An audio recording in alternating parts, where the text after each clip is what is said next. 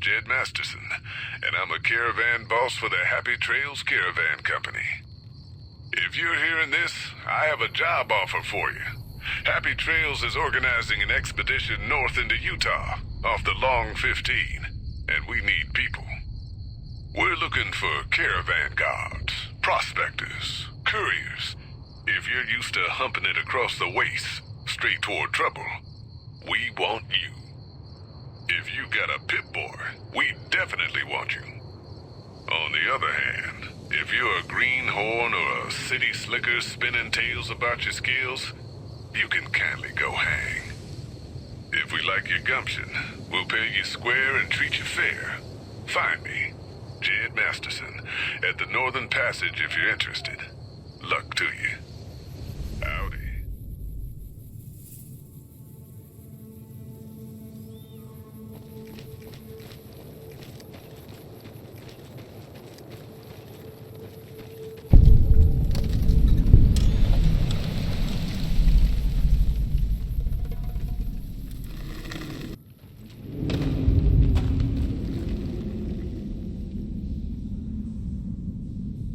Howdy, friend.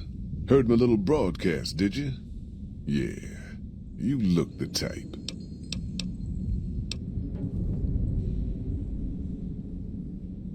The job is simple. Help us get this caravan into Zion and find New Canaan. The pay is 25 caps per day, half up front, half on return. You'll get a bonus if we make it into Zion, plus another bonus if we reach New Canaan. Oh, one more thing. Don't mention the name Joshua Graham to anyone. Anyone. Just don't. It makes the New Canaanites powerful uncomfortable, and it scares the britches off the tribals. Don't talk about the burn man either while you're at it. Trust me on this one. It's for your own good. We're a smaller company out of Sacktown, up in the northern part of the NCR. We run some business through New Reno. They're on the Little Loop. Had a nice run to Salt Lake City, too, but then we lost contact with New Canaan, and that went all to hell.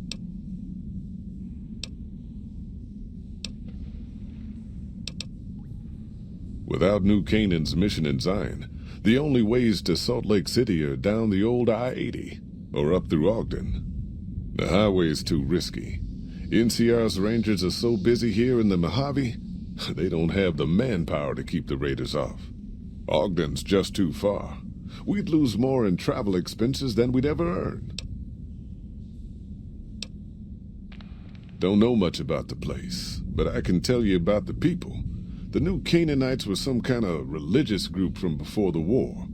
They control the old city of Ogden, a ways north of Zion, and they got themselves a nice defensible mission in the canyon itself. Or they did. They trade a fair bit with the tribes in Zion. Well, the ones that don't try to kill them anyways. I ain't a praying man myself. They paid for their goods and dealt square with us. That's all I ever cared about. But don't think that just because they're religious, that they're pacifists. They take care of their own. And they're damn fine marksmen, too. Nope. Hence this caravan. If we don't make contact with the New Canaanites, Happy Trails might as well just shrivel up and die. Shoot.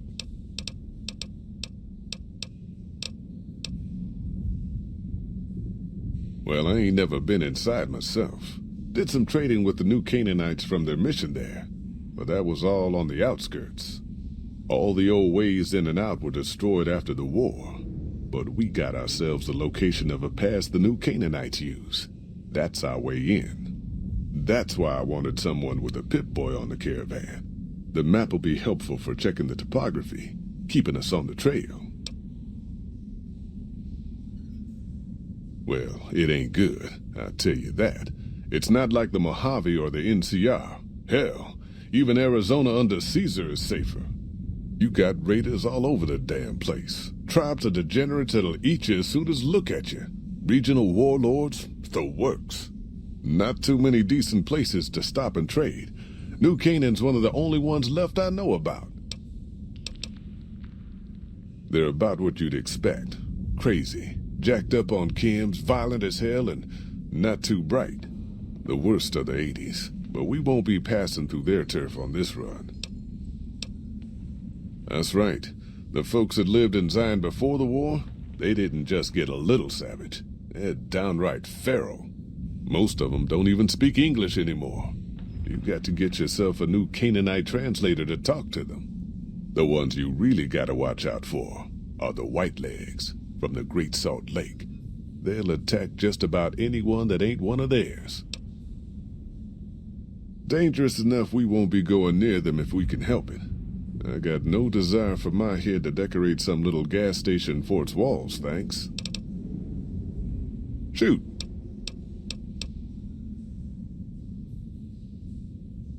Should have figured you for a player. All right, let's play. Are you here to jaw at me a while longer, or are we ready to get this show on the road?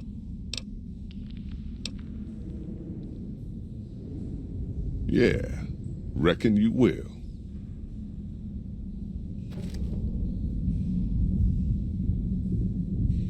Looking to join this caravan, huh? Look to me like you can handle yourself. Earning my keep, Jed hired me on as a caravan guard for this expedition of his. The work suits me. I've tried staying put in one place, but it never works out. Grew up in New Reno, and I couldn't put that snake pit behind me fast enough. Then I wound up wasting the prime of my life playing sheriff in Caliente. Little town north on the 93. Talk about a pain in the ass. You ask me, best to keep moving. At least the scenery changes. Imagine New Vegas if there was no Mr. House-type fella keeping the peace, then give everybody a gun and a jet addiction. Town's run by a bunch of crime families. No law to speak of. Make trouble and you wind up buried in Golgotha outside town. The scuzz factor's off the charts. Non-stop whoring and drugs. Couldn't walk down the street without getting asked to star in a porn movie. So I got my ass out of there while I still owned it. Guess I figured the answer to every problem was rule of law. Naive, huh? Place lived up to its name, that's for sure. When you got fresh water and a trickle of geothermic power, always be some gang of assholes wants to kill you for it. Spent more years and took more bullets than I care to admit protecting that hellhole from dangers within and without. If it wasn't the 80s or the White Legs raiding, it was someone from town drunk off his ass trying to win an argument with a shotgun. Got tired of shooting the folks I was supposed to protect. So, now I do this. What's the difference? Raiders is raiders. Bunch of them swept into town and dragged off 2 working girls. Deputies and me gave pursuit, straight into 80s territory. By the time we caught up with the girls, there wasn't much left of them, so we turned for home. Made it back to Caliente without further losses, but we was watched the whole way. Never seen so few people cover so much land. Goddamn creepy. If the 80s had wanted to kill us, we would have been dead. Guess they figured we weren't worth the trouble. Used to be they raided northeast of Caliente time to time. But then the Desert Rangers fell apart 10 years ago, absorbed into the NCR. Soon enough, the Whitelegs were swarming all over that stretch of I-15. Folks learned not to head north if they wanted to keep their scalps. Eventually, the Whitelegs destroyed the bridges across the Virgin River over in Arizona. End of discussion. Catch you another time, then.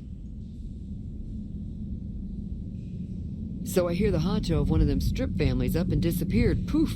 Yep, they'll find his body someday. They say those robots on the strip are running around with different faces or something. Don't ask because I don't know. You looking for trouble, bud? I got plenty to spare, so watch your ass around me. You want to know what I do, bud? Anything I fucking want. I'm one of a kind. I've been places, see, and done things. Lots of them. And when it's time to kill shit up, hell yeah, I'm a fucking storm of death. something or someone make the mistake of crossing Ricky, I'll fucking dead-eye him, her, or it. In fact, that's my nickname. Dead-Eye Ricky. That's my name.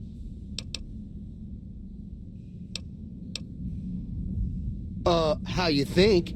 I shoot things in the eye. That's how good I am. Yeah, I'm that good. Why, once I got jumped by 3 death jaws.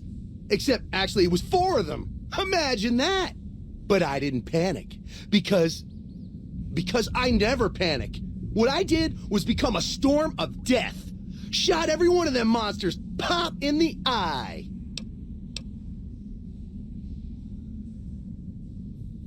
No, you heard me right. Death jaws. They're like death claws, but bigger teeth. Or there was the time one of them Steel Brotherhood assholes made the mistake of messing with me. Last mistake he ever made.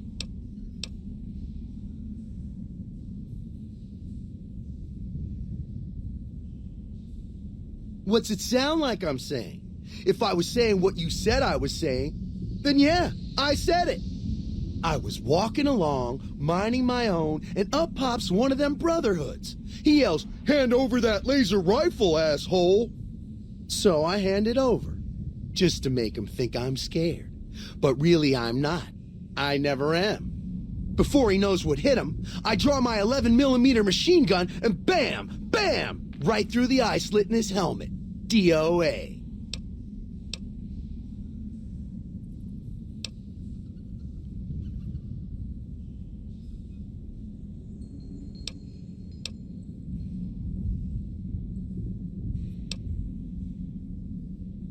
Then I guess this dumb fucker's armor must have been D-series or something. All I know is he died up real dead when I killed him, okay?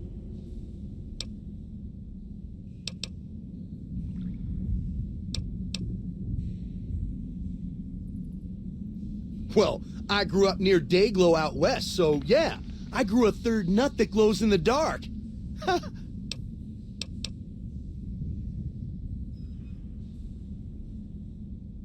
Nice job, Eagle Eye. Of course I got a pit boy and a vault suit. So what? Where the fuck you think? Vault 2-2. That's where I grew up.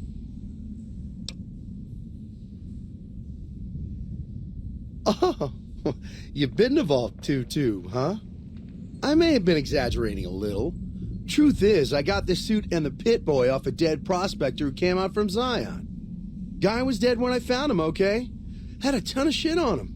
That's how I know there's good loot in Zion, see? Sorry. The shit I do with it is so far over your head, be wasting my time to put it in words you could understand. Basically, it makes me badass. More badass, I mean. It's totally mind-blowing shit. It ain't just some bracelet. Know what I mean? Jed says it's got maps and shit like that. So that's how I'm gonna guide this caravan where it needs to go. Not that I didn't know all that already. Huh? Of course I noticed. First thing I noticed about you. Me? I'm so used to wearing mine, it's just normal. Don't think you're someone special just because you got one.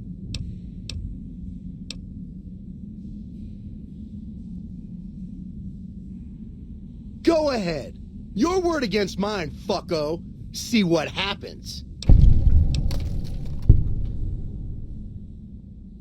Hey, why you gotta go and be like that? Fuck!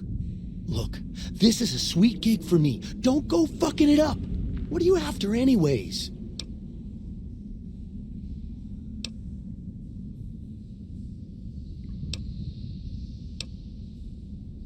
I travel light on purpose, okay? But fine, I'll tell Jet I'm carrying less so you can carry more. What an asshole.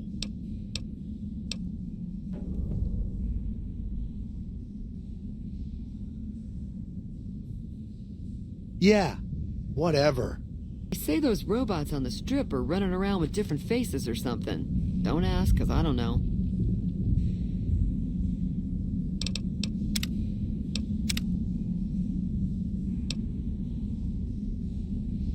Are you here to jaw at me a while longer? I bet you are. But we only got room for one more on this expedition. You'll have to leave your friend behind.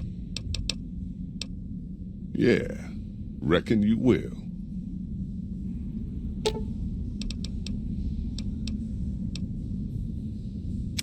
What is it? If that's what you think. I'll make my way there. Are you here to jaw at me a while longer? Are you now? You know we ain't coming back this way for a good long while now, right? And you know about the weight limit. I don't want no whining about old Mr. Masterson. I left my one-of-a-kind plasma cannon back at base. Can we go back for it? You sure you're ready now?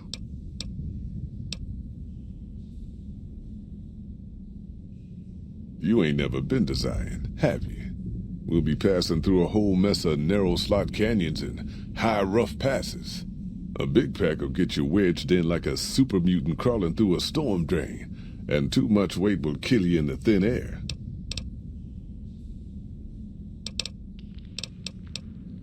You sure about that this time?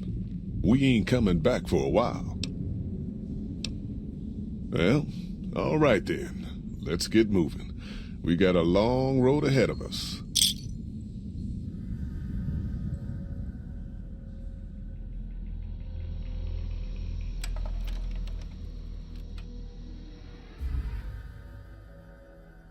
The paths we're following are slow going, so you might as well keep your ears open and listen to what old Jed has to say. A few decades back, folks in the NCR started to hear about a community in northern Utah called New Canaan. Didn't know much about them, except that they were religious folks, sent out missionaries to talk to the tribes. We've seen our share of cults, but the New Canaanites, they were honest traders. Good fighters, too. Raiders wouldn't tangle with them. But then, the Legion appeared in Arizona. I reckon you know all about them. Turns out Caesar's first war chief, the Malpace Legate, was a New Canaanite, Joshua Graham. Legend goes that Graham was the meanest, toughest son of a bitch in the whole damn Legion. The New Canaanites wouldn't talk about him. They were ashamed. Guess I can't blame them. Well, at Hoover Dam, the Malpace Legate finally met his match. Hanlon and Oliver kicked his New Canaanite butt right back over the river. Caesar had to make an example for the others, to show them that even at the highest level, failure wouldn't be tolerated. He had Graham covered in pitch, lit on fire, and thrown into the Grand Canyon. People say he didn't even scream on the way down. Not long after, some of the slaves and tribals started to talk. Said Graham wasn't dead. Shouldn't have been any surprise. All this talk bothered Caesar, so he forbade anyone from speaking his name. Wanted to erase Joshua Graham from history. He got his wish. Joshua Graham disappeared, and in his place came legends of the burned man walking the wastes. Probably just a tribal ghost story. But New Canaan's been silent for a long time. Maybe it's a coincidence. Maybe the Malpace Legate is dead. Or maybe Joshua Graham did crawl out of that canyon and finally found his way back home. All right, people. Been a long couple of weeks, but here we are. Zion. I know your feet hurt. I know you're tired, but I need everyone's mind on the trail ahead. Ain't the trail ahead worries me, Jed. Those descents we made through that slot canyon back up there. Ain't no way we're getting back out the way we come. And then what? God damn it, Stella heard you the first time. And the 15th, too. The New Canaanites will know a way. And if they don't, we've got the maps on our friend's Pip-Boy over there. Enough lollygagging. Get moving. And keep an eye out for tribals. Sorry to bother you with reality, old Jed. Who cares if we can't get back out the way we come? That's not a problem.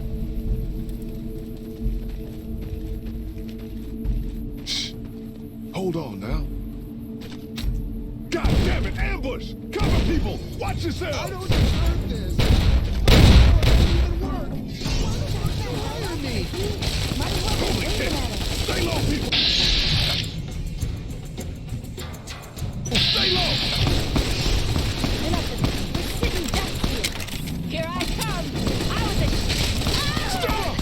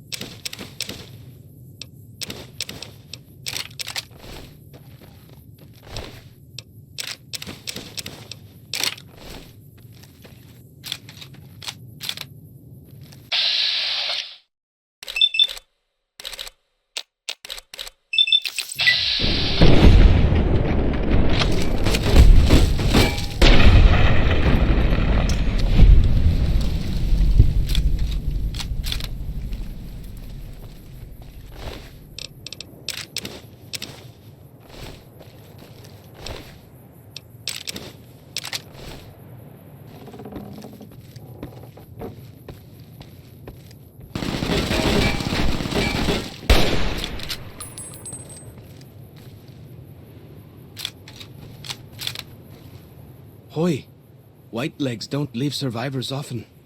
You're some kind of lucky, let me tell you. You came from outside, didn't you? From the civilized lands. Wow. Joshua will want to hear about this. Joshua Graham. He leads our tribe.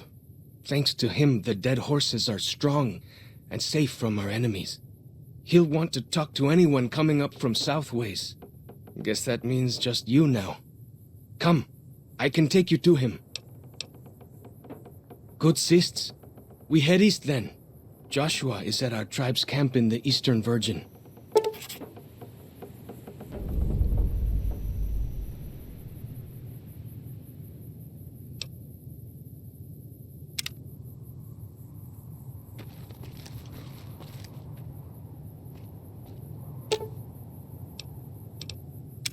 What can I tell you?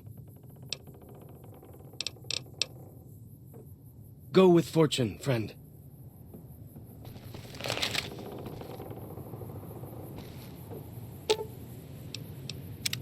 What can I tell you?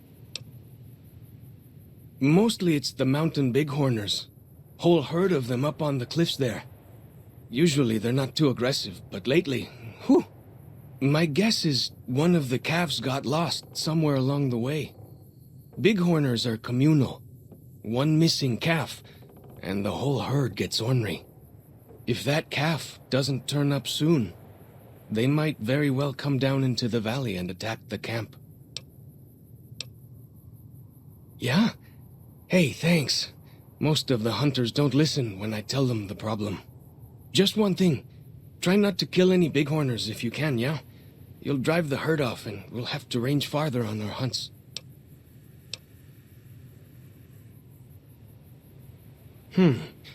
You might try luring the baby out with some banana yucca. These bighorners go crazy for the stuff. That's great. I'll help any way I can. What can I tell you? Whitelegs. Nasty bunch. They've been raiding deeper into Zion ever since New Canaan was wiped out.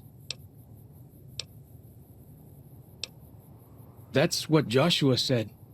Whitelegs came down from Great Salt Lake in force, fell on New Canaan before they could mount a defense. Joshua found some of the survivors led by a man named Daniel. Most of them have fled the valley, but Daniel stayed on with the Sorrows tribe. He and Joshua have been arguing over whether to stand and fight the Whitelegs, or take the Sorrows and the dead horses out of the valley. That's the weird part. Normally the Whitelegs keep to the Great Salt Lake. I don't know what brought them down this far south. What can I tell you? Our advanced scouts leave chalk signs to mark places rich with game. I'm not a full scout yet, so I follow the marks and guide the hunters. Dead horses mark ourselves to commemorate our hunts. When a hunter takes a great beast, or when a youth goes on his first hunt, he gets a tattoo. We came up in the land of the dead horse, though why the back when folks called it that, I got no hint. We raided, we fought, we lost. Our enemies drove us back into Zion, and we would have died if it hadn't been for Joshua. Joshua and his Caesar. When Joshua first came to us, he was servant to a man he called Caesar. He led his master's armies, and we were ready to follow him into war. Then he lost his master's army to a tribe called NCR, the Sunset People. When he returned, he was as you saw him, burned, broken, but changed. He led us away from Caesar, led us to our own destiny in Zion. If it wasn't for Joshua, the dead horses would still be the whipping boys of the Zion Valley. He taught us how to hold our territory, to protect ourselves. He guided us away from Caesar, and showed us how Caesar would have destroyed us. Little bit. I met some of their missionaries a few times, but I've never been to their city. Joshua could tell you more. Or Daniel, I imagine. We decorate our clubs with them to honor Joshua Graham. They were the weapons of his old tribe, so now they are ours. Can't say they seem that dangerous to me, but Joshua says they won the West. Only a little. I was very young. He was different. Prouder, yes, but harder, crueler, more driven. Really, I was terrified of him. We all were. When he came back, I almost didn't believe he was the same man. He was humbler. He wanted to protect, not destroy. Well, because they're our enemies. What else would we do? They take our land, they kill our scouts, they poach our hunting grounds. Ask away.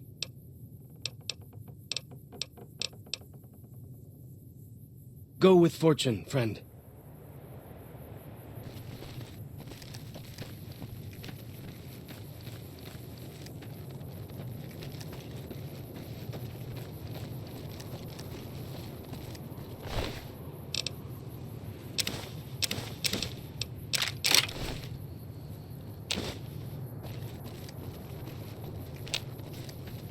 Hold up.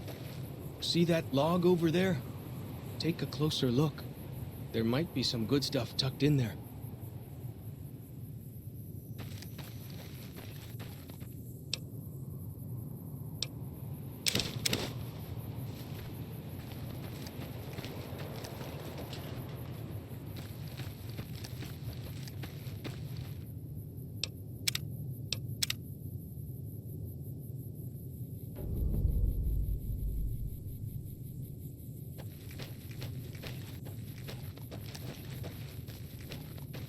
We follow this path for a while.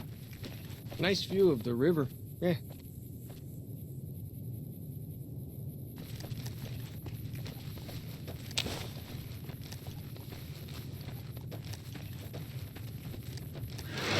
Breeze. Out wide.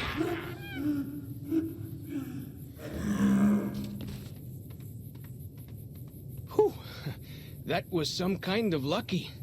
Guess that one was all full of gecko, eh? Don't get used to it, though. Yaoguai are plenty mean as a rule.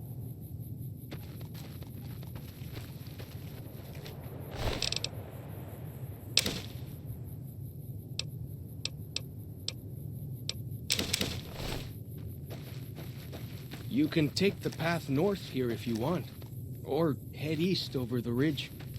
There's a nice view from the top of that cliff, if you want to look.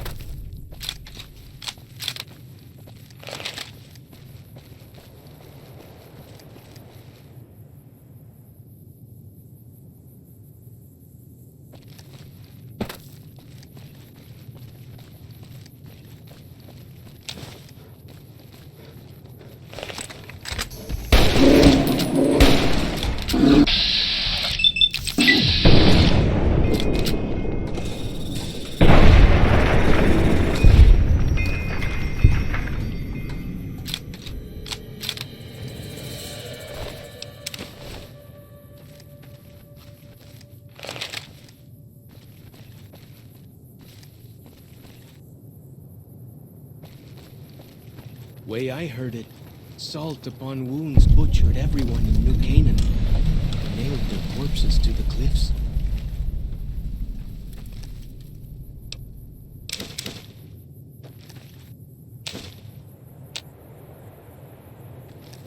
Some kind of view up here, eh? If you know how to look, you can spot all kinds of landmarks from up here. Look, I'll show you.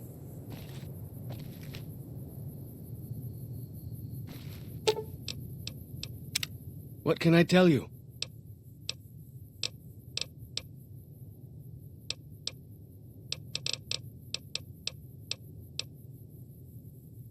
Tactics? You know I'm not much of a fighter, right? What can I do? Go with fortune, friend.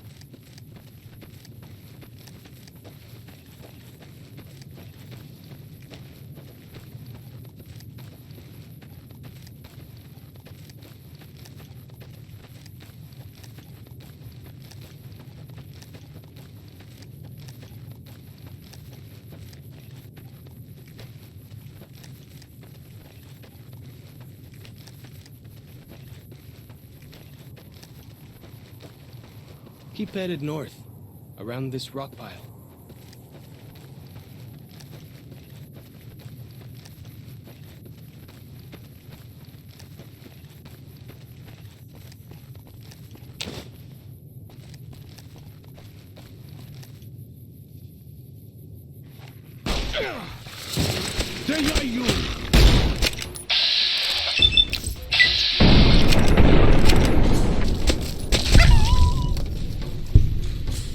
Good Gelak is.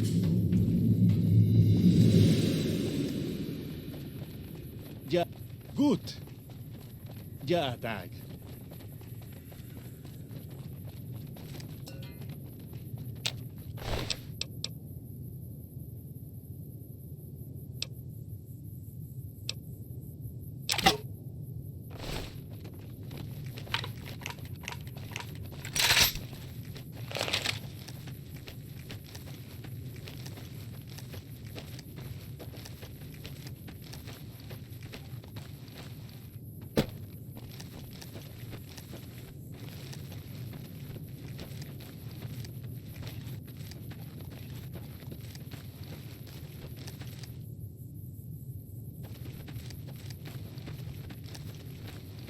Follow the old road south. Nearly there.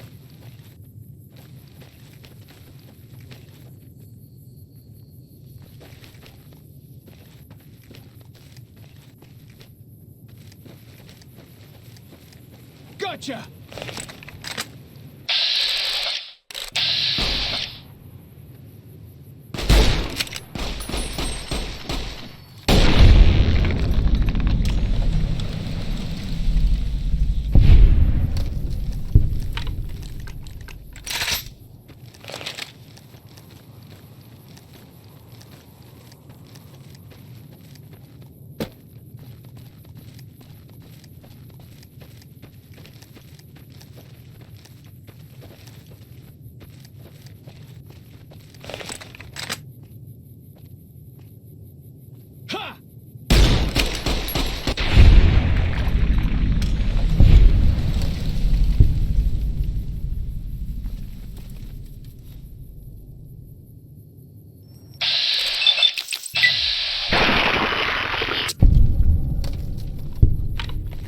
I hear some odd things about the civilized lands outside Zion. Is there really a giant thunder lizard people live inside?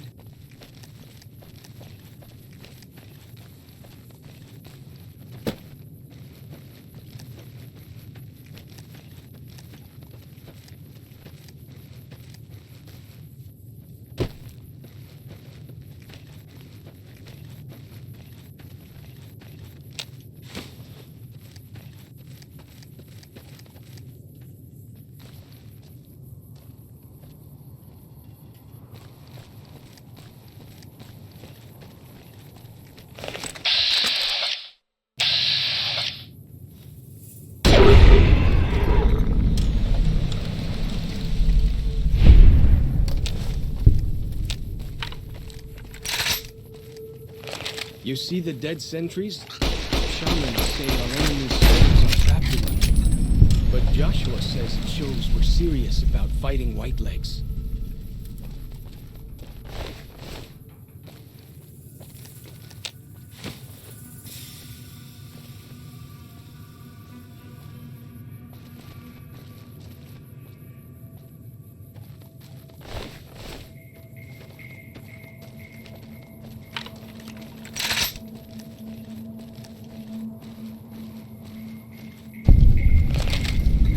See those handprints?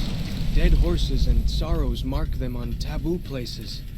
Places from back when. Good thing for you, I don't buy into that stuff.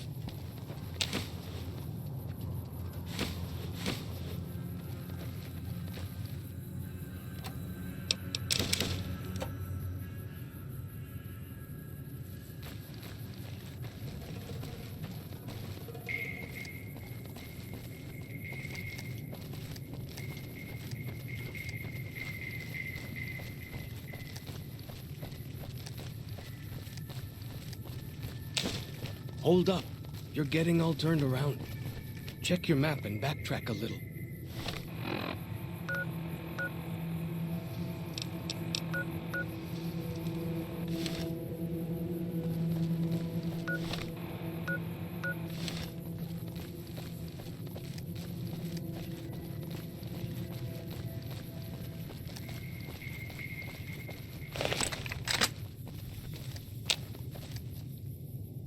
like the shadow of a ghost.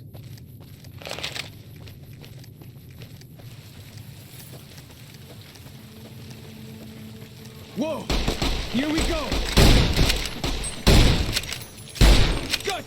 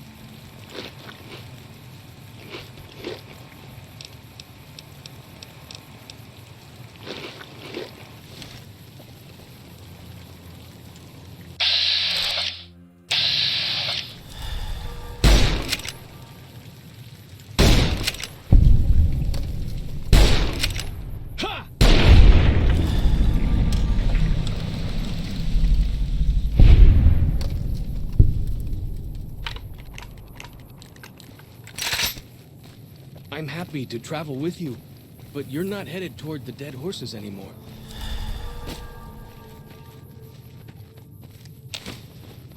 Fighting time! Gotcha!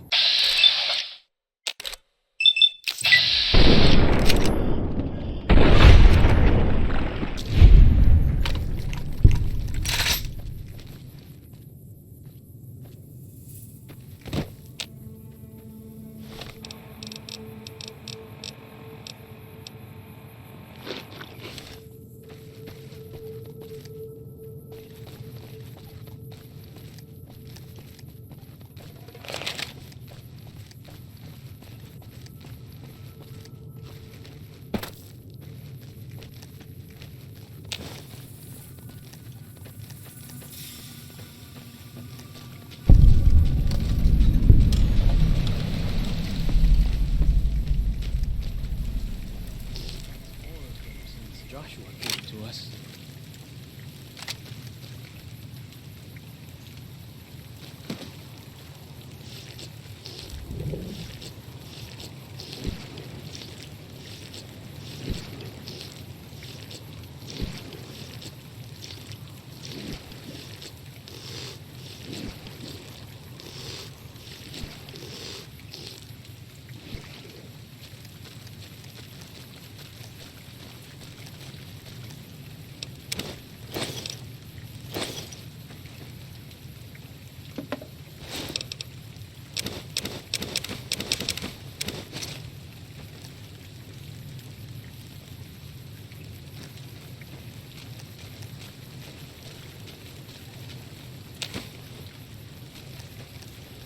Nearly there now.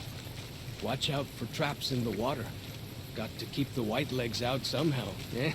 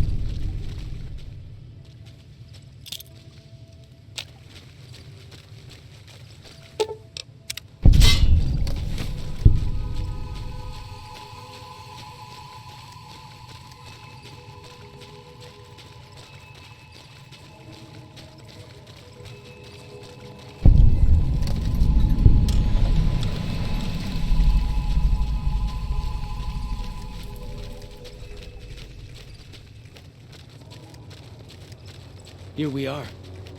Joshua's just ahead there, in the Angel Cave.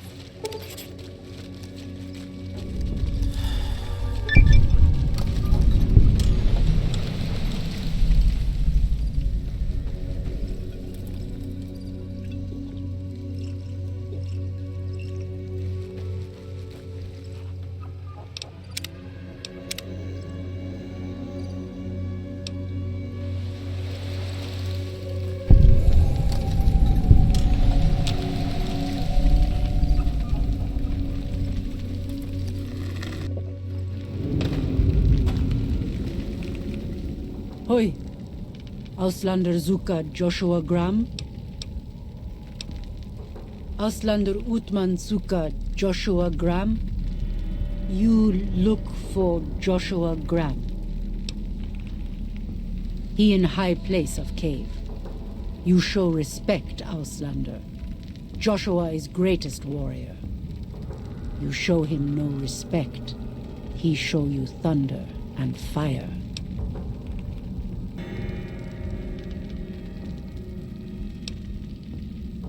You wise for Auslander.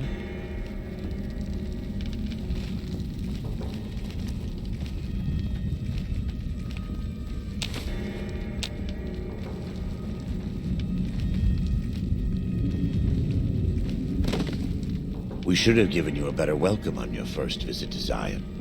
But from what I hear, the Whitelegs beat us to it. Whitelegs seem to be the only visitors we have these days, and I wouldn't have expected anyone from the Mojave to come looking for us. And you're a courier, no less. Not the one I was expecting, but I suppose he wouldn't have come with a caravan. I don't know if you were close to the other members of your group, but you have my sympathy. I pray for the safety of all good people who come to Zion, even Gentiles. But we can't expect God to do all the work.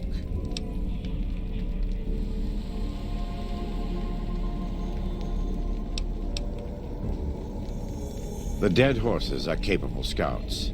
Nothing passes into or out of Zion without my hearing of it.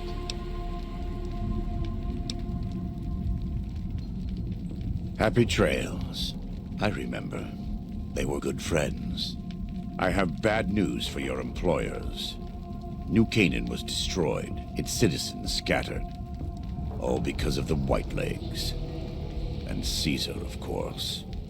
The Whitelegs want to join the Legion. Caesar's Rite of Passage is the destruction of the New Canaanites, almost assuredly because of me. The good news is that we can help you find your way back. Daniel, one of the other New Canaanites, has made many maps of the region. The bad news is that we can't help you right now, not with everything that's going on.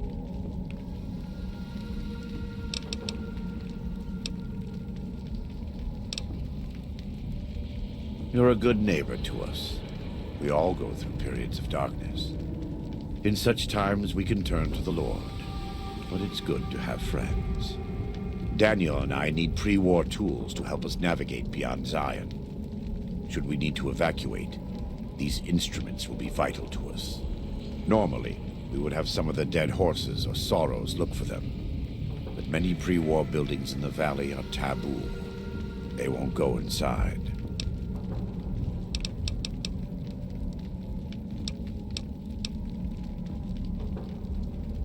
The sorrows believe in a spirit that lives in the caves. Say the spirit punished them once for trespassing. They put special marks around the cave entrances to keep people out. It doesn't work on the Whitelegs, of course, but the dead horses are spooked. Thank you. Follow Chalk can help you find your way around the valley. He's inexperienced, but he knows enough of our language to ignore the taboos about pre-war buildings.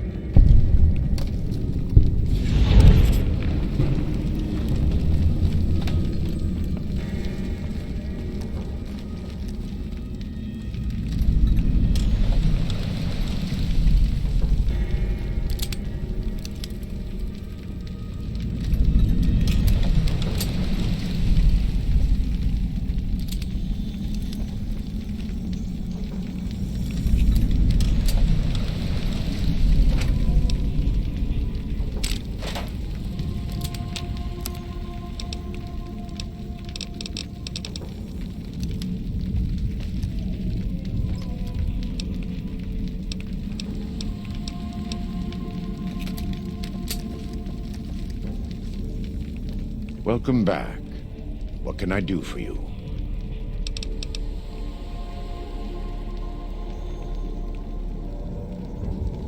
Caesar would never admit this openly, but he knows that I'm alive.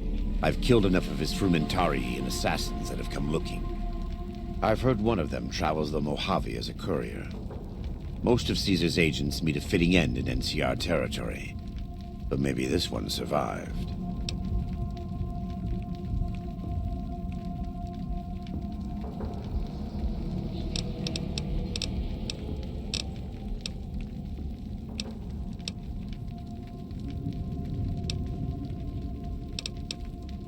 In the Great Basin and Colorado Plateau, all tribes are known for a specific weapon. Whitelegs are known for their big submachine guns, storm drums. They broke into an armory near Spanish Fork and have been using them for years. Of course, the Dead Horses have their wooden war clubs, and even the Sorrows have their Yao Guai gauntlets. This type of .45 automatic pistol was designed by one of my tribe almost 400 years ago. Learning its use is a new Canaanite rite of passage. I wouldn't say that. I am the acting war chief for the Dead Horses. They look up to me for such matters, but I only have the authority they give me. Daniel is the spiritual leader and main link of the new Canaanites to the Sorrows. He's up in the Narrows right now. A great deal. There are 3, make that 4, tribes here in Zion. You've already met the Whitelegs on the way in. In this camp, you'll find Dead Horses. In the Narrows, the Sorrows. And finally, there's Daniel and myself. We're New Canaanites. The valley belongs to God, but no. The Dead Horses live at Dead Horse Point, up the Colorado River. They came here because I asked them to. Before I returned to the fold, I visited them years earlier. I looked much different then, but I left an impression on them. I taught them how to hunt more efficiently, how to maintain their weapons and pre-war equipment. When I returned, they showed their appreciation.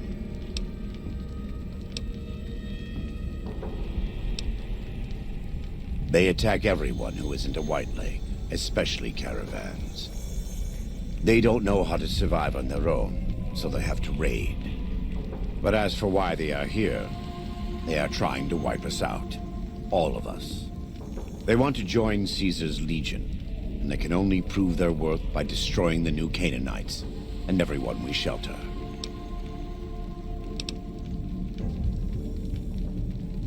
Most don't. It's been hundreds of years since the war. They've developed their own languages. Take the Dead Horses. We think they were originally refugees from a place called Rez, east of the Grand Canyon. They speak a combination of Rez and a language spoken by travelers who were visiting Rez when the bombs fell. Over time, the 2 languages blended. I was a translator years ago, but it's hard to keep up with all of the tribal variations. The Sorrows have many skilled hunters among them, but no warriors. They have not had to deal with war or raiders for decades. Even though they can hunt a full-grown Yao Guai, they don't know how to deal with the Whitelegs. That's why we're here. We wear more clothing than them and understand more about technology, but we're still a tribe, a linked family of families. The Boneyard, Phoenix, New Vegas, they're just places, metal and stone. New Canaan dies, but the tribe lives on. When the walls come tumbling down, when you lose everything you have, you always have family. And your family always has tribe. Of course. We do. Though the Whitelegs destroyed New Canaan, they didn't destroy all of our supply caches. All forms of currency are recognized here. Caps, NCR dollars, even Legion coin. Take a look.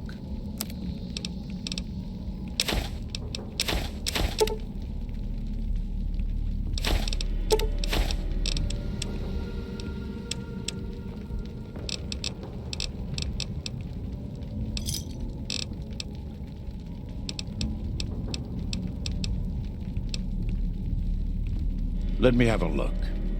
My tribe may take too much pride in its mechanical talents, but in truth, we are intrigued by the workings of a fine firearm.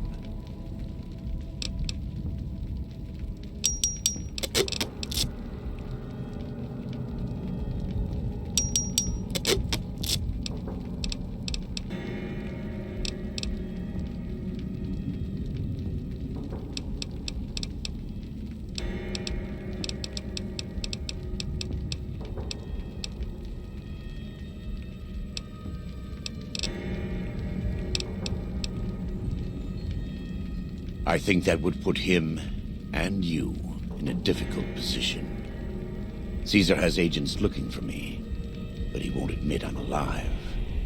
And even if you killed me, he can't acknowledge that. To do so would be to admit I had never died, that Caesar made a mistake. No. He lives by his lies and shall die by his lies. There is no escaping it.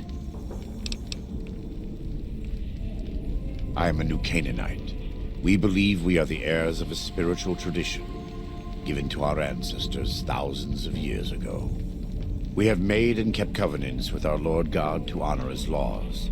In exchange, we are promised eternal salvation after this life. The day will come when our Lord returns to judge us all. Until then, we must honor his laws and start others along the path of salvation if we can. That's why we trade with others and work the tribes. We have more than food and medicine to offer. Good news is our most valuable commodity.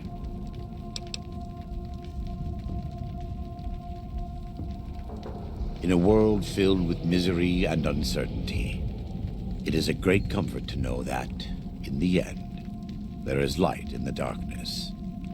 Every day we move closer to our judgment. We must do our best to walk in the footsteps of our Lord and teach others how to do the same. For many of us, the road is a difficult one, but the path is always there for us to follow, no matter how many times we may fall. Every day. Some days are harder than others. Right now, I'd like you to focus on helping Daniel. Maybe there will be time later. God be with you.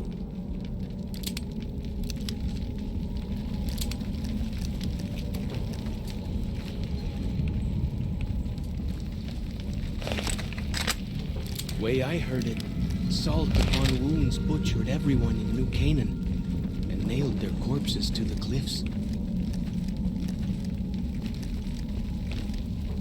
Good.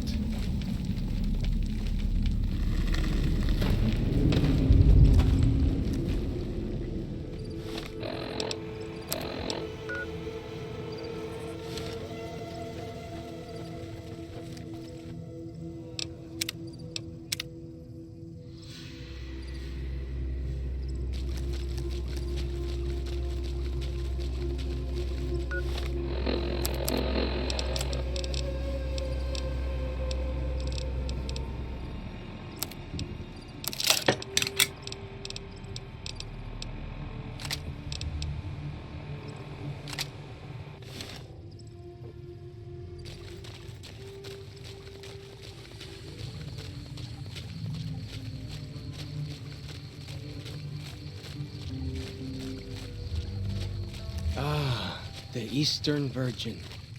What's the phrase? House, sweet house.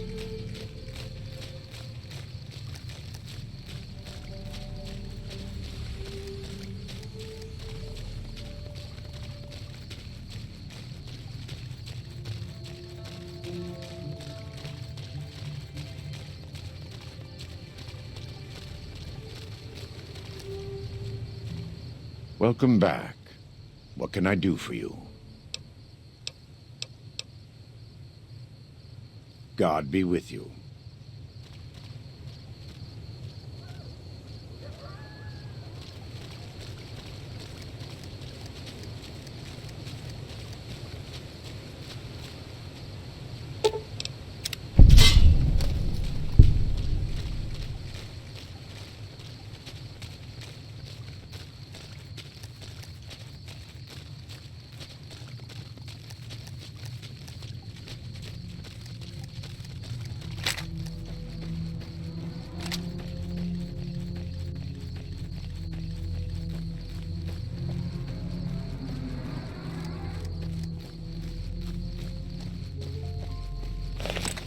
Like the shadow of a ghost.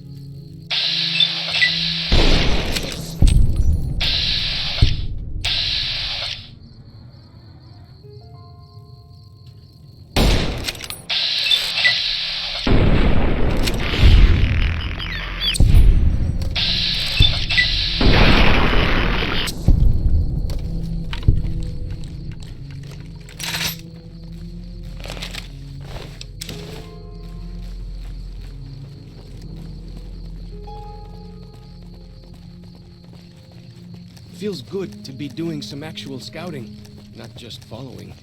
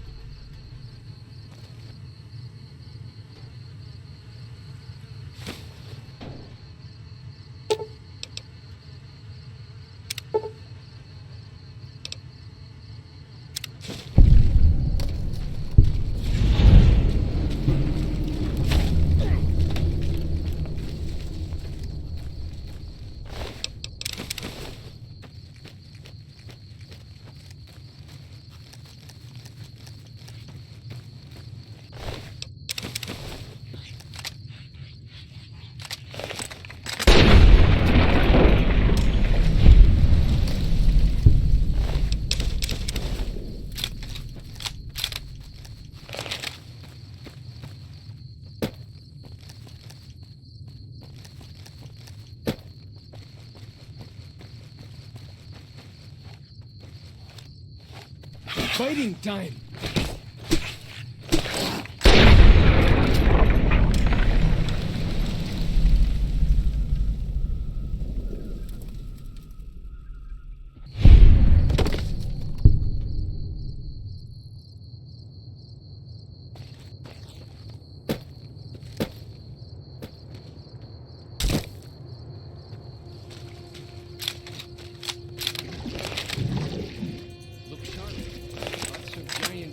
Around here. We call them picnic killers. Don't really know what that means. Something from back when, like... Yes.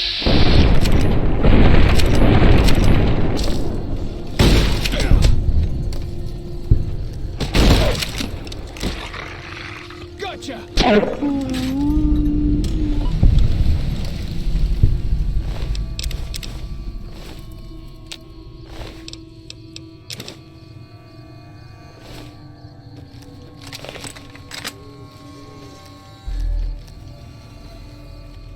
Must have been nice. When Zion was friendly enough, folks could make camp wherever they pleased, and not worry about whitelegs and deadly critters.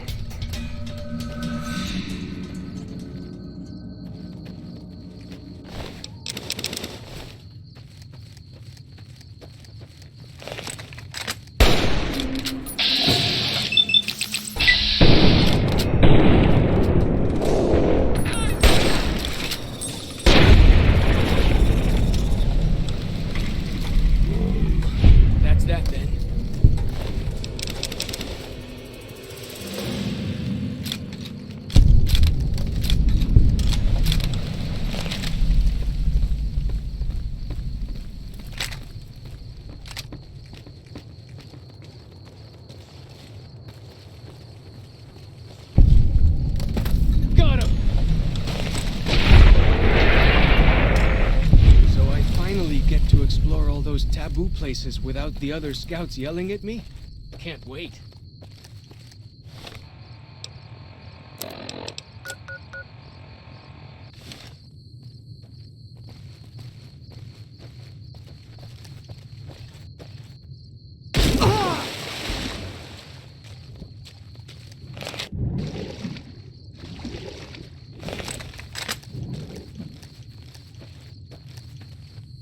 Gut. Ja, Tag.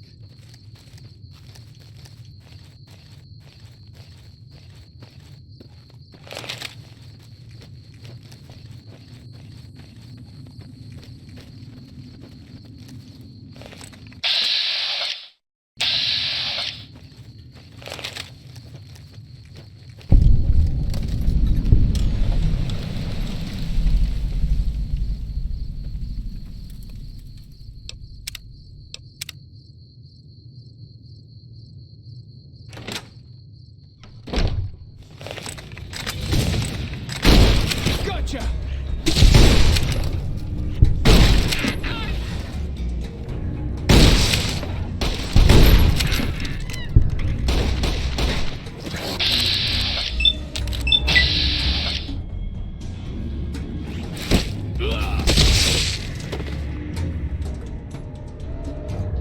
For as long as I remember, the dead horses have thought that places of the old world were taboo.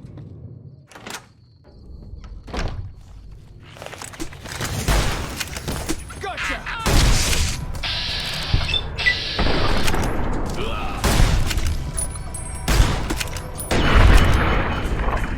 Well, that's that then.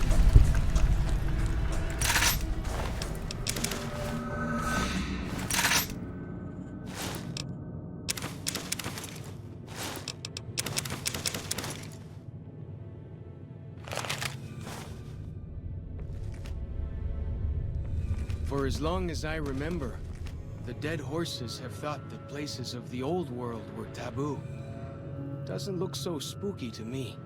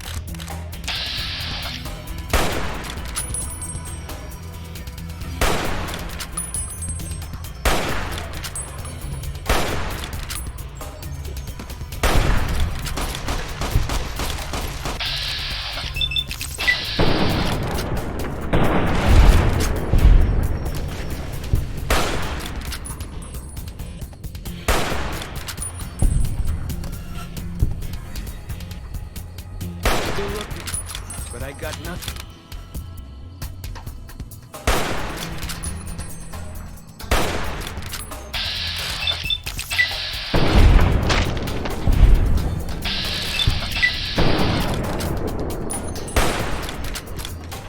Still looking, but I got nothing. Still looking.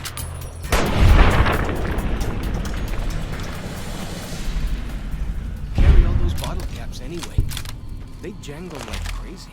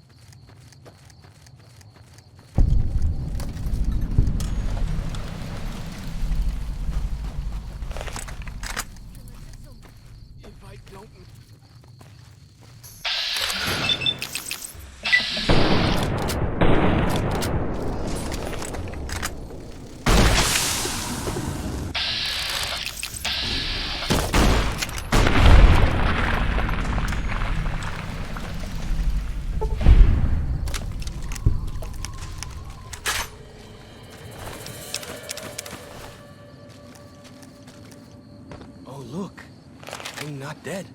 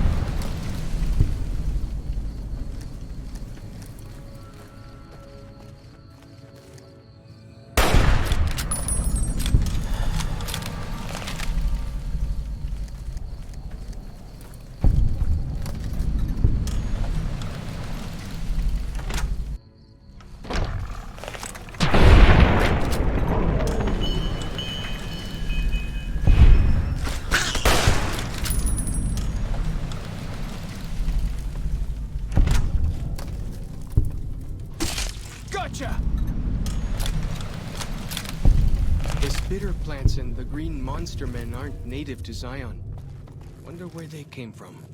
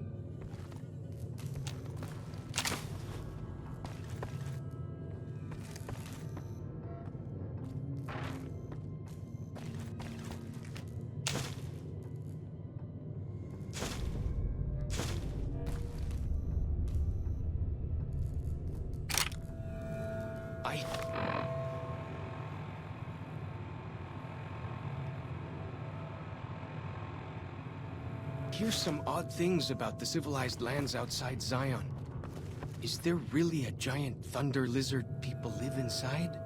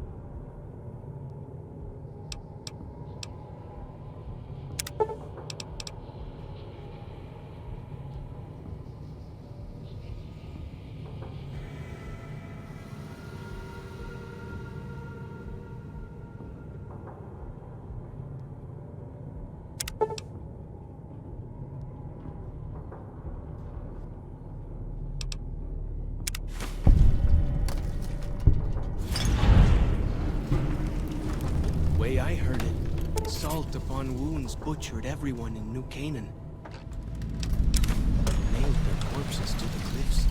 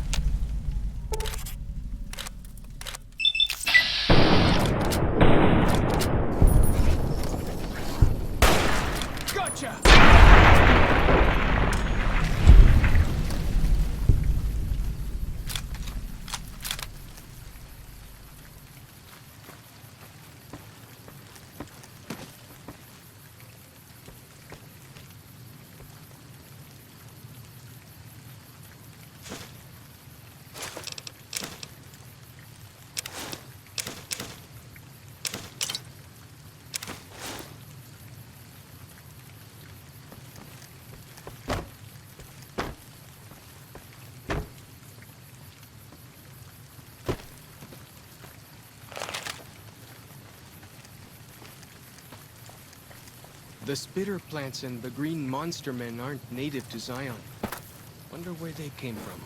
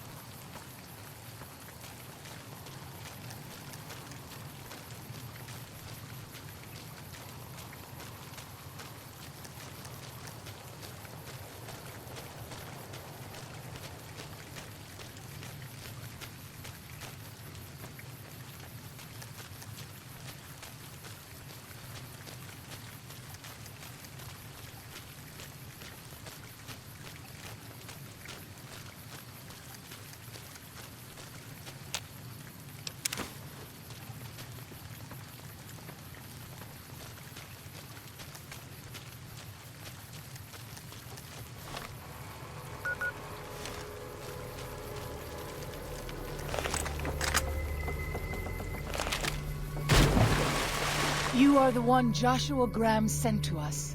Blessings of the Father in the cave on you. Daniel is waiting for you.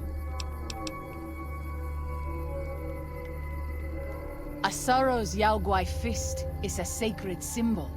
It shows that we belong to the tribe and have willingly undertaken a dangerous quest to aid the tribe. Each Soro makes his own, and only after hunting and slaying a Yaoguai that threatened our people. Our shaman, White Bird, oversees the rites.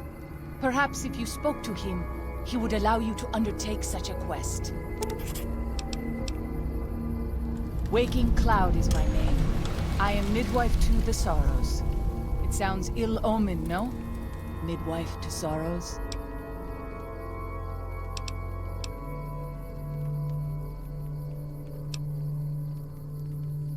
The children and the old have already been evacuated from the camp. They are safe enough, unless the Whitelegs come for us in force. I tend to other hurts and sicknesses that afflict our tribe. I also scout the valley for the herbs I use in my medicines. What would you speak of? Daniel is a wise man and a great friend to the Sorrows. He taught me to speak the language of New Canaan, the English from the holy books. Yes, the language of the New Canaanites is the holy tongue, for it is the language their sacred books are written in.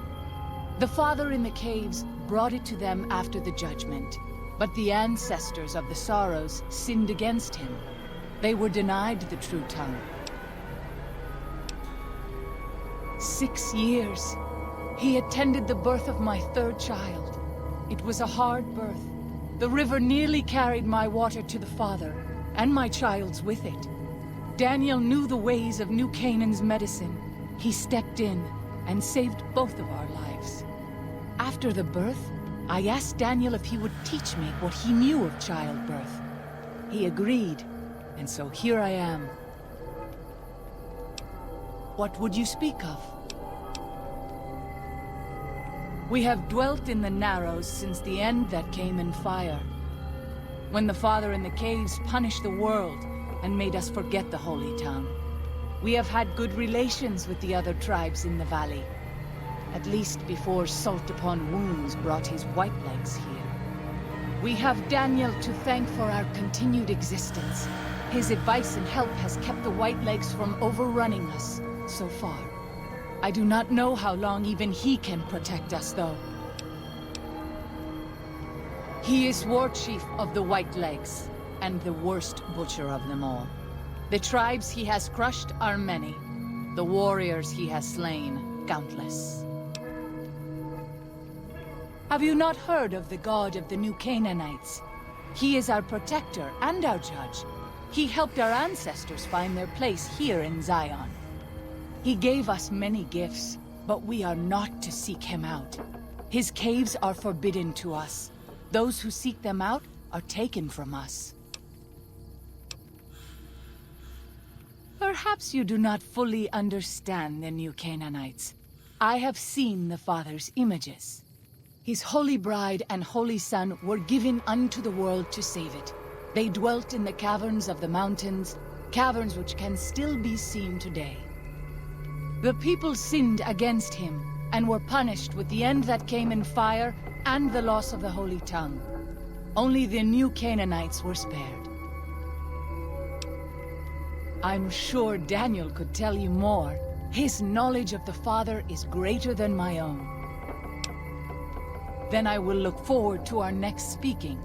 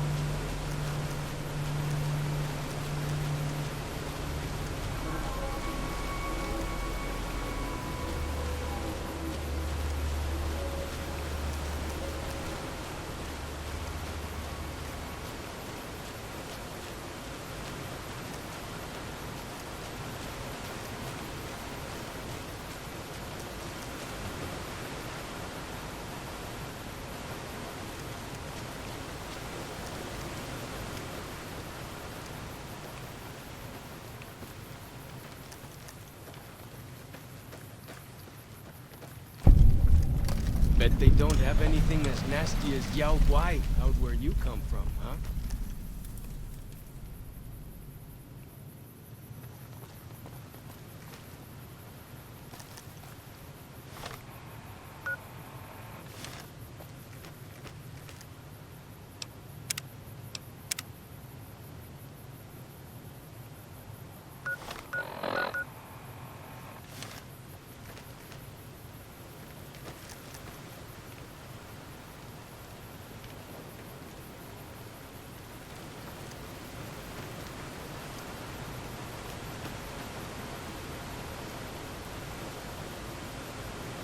The dead horse has told me details about the attack on your caravan. A stranger's sympathy might not count for much, but for what it's worth, I'm sorry. The Sorrows will mourn your friends too. They mourn everyone, even the Whitelegs. They have sensitive souls. Innocent, if there is such a thing. In spite of what's happened, I hope that Joshua and I can help you out of here. But to be frank, we need your help too.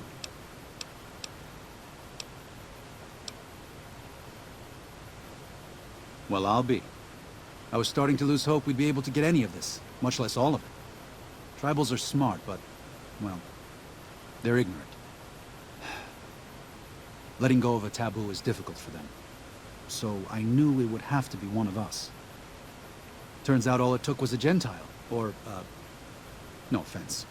These supplies are a godsend. But if we're going to evacuate Zion without drawing more Whiteleg attention, I need you to go back into the valley.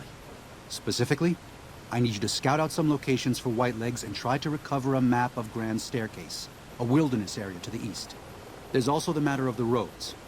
We're going to be heading out of the east side of the park, but I'm not sure the way is clear.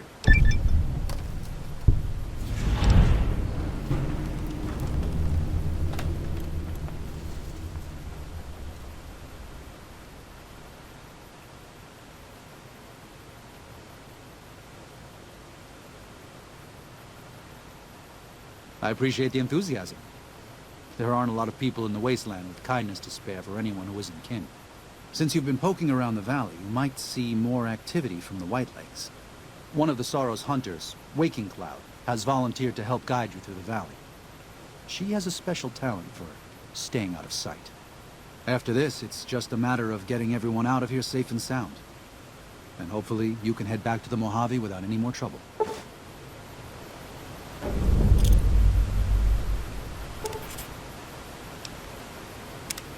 Well, here we part ways. I'm needed back at the Dead Horses camp. Maybe I'll see you there sometime.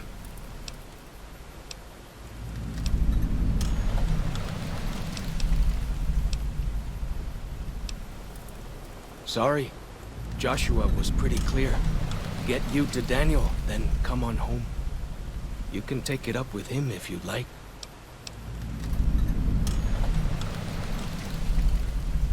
I will. Good gunning, Akis.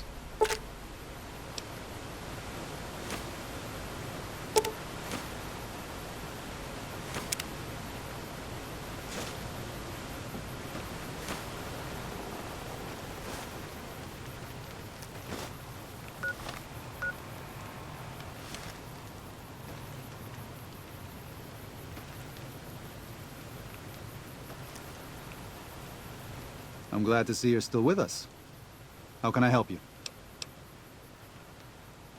If you could part with it, healing powder would be welcome. We have enough stim packs for now, but we can't rely on that small supply. Brock and Xander plants can be found throughout the valley, and you might even find some on Whitelegs you come across. Ah, that's great news. We can use anything you can offer. Thanks. That will help a good deal.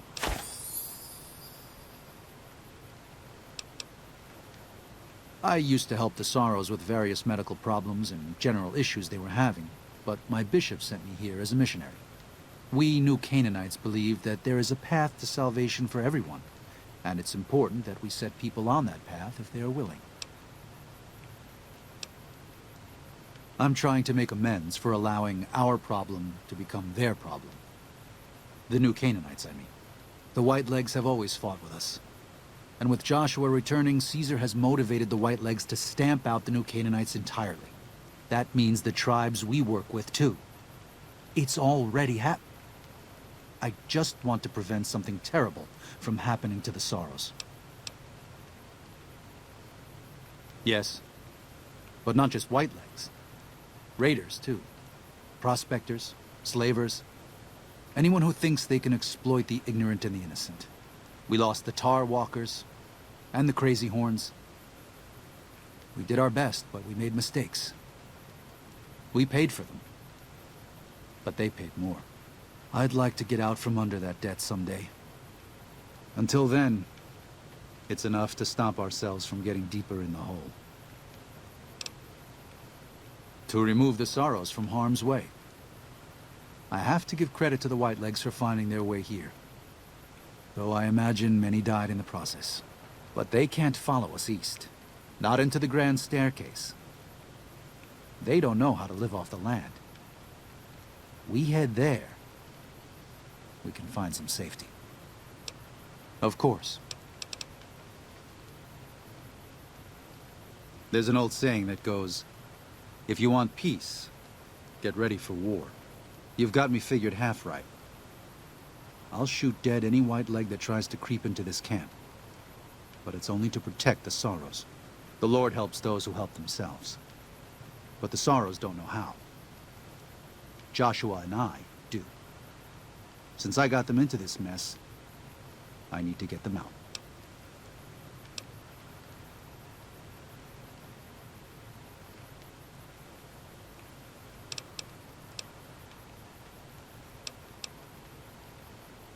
There is an important difference between killing in defense and waging war. Even a Gentile like you should know that.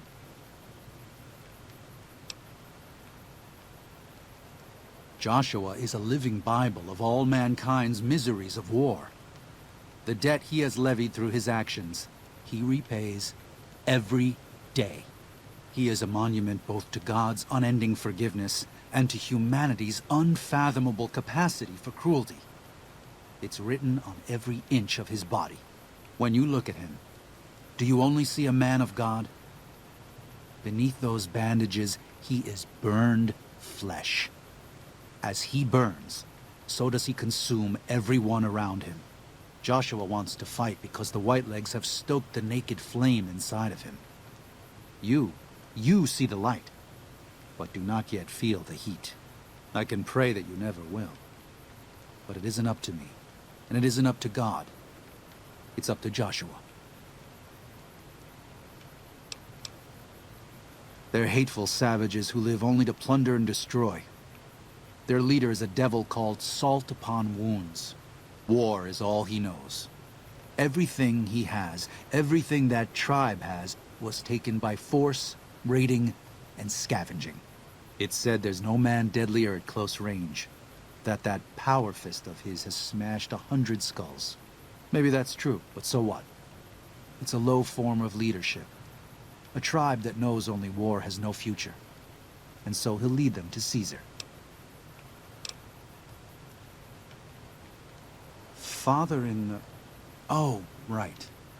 He's some spirit the Sorrows used to believe in. Watched over them from the caves in the valley.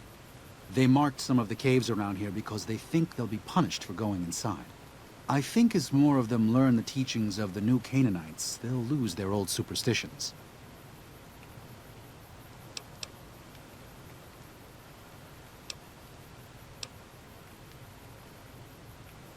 Oh? Oh. Of course. How stupid of me. They probably also think Mary is the mother and Jesus is the child. No wonder they picked up on things so easily. I guess it just goes to show how difficult it is to communicate sometimes.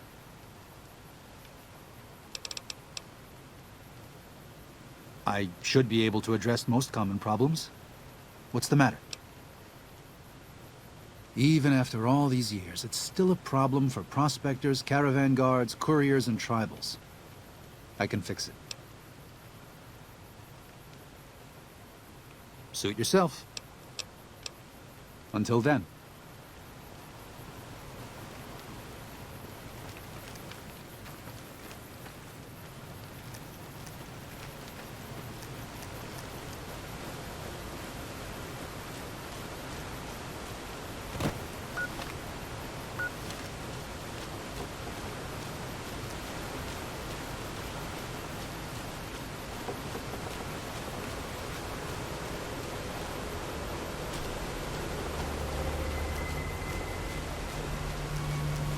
Daniel said that I was to travel with you until you have completed your scouting.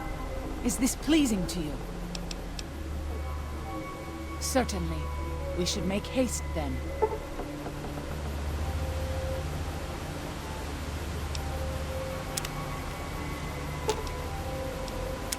Katubiu. I do. A fine husband and 3 children. I miss them each day, but I take comfort in knowing they are safe. When we learned that Salt Upon Wounds had defiled Zion with his presence, Daniel ordered the children, the old, and the sick evacuated from the camp. My husband volunteered to lead the hunters that went with them for protection. I tried not to worry about them, but we have had no news for so long, and Daniel seems sad when I ask him about it. Sad and a little frightened. Perhaps he will. I sometimes feel he thinks he must protect me. If he has news, I would know of it.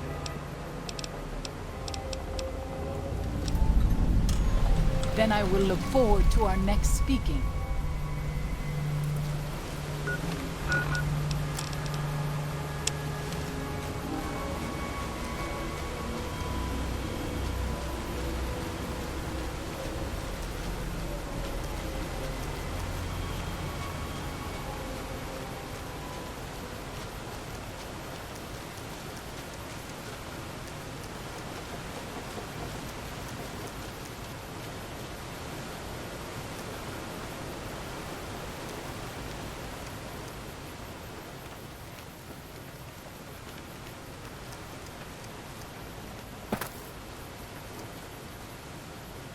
I'm glad to see you're still with us.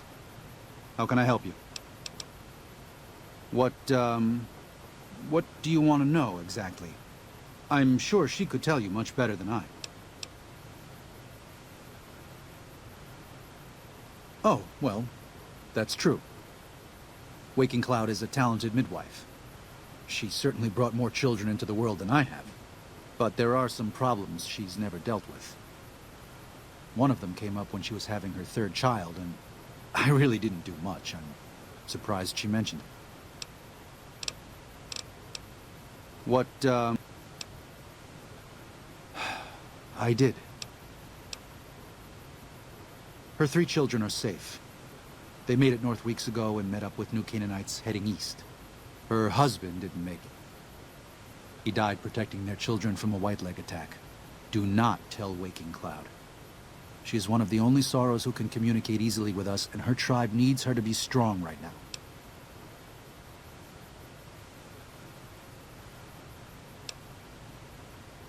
To everything, there is a season. Who are you or I to put this heavy burden on her now?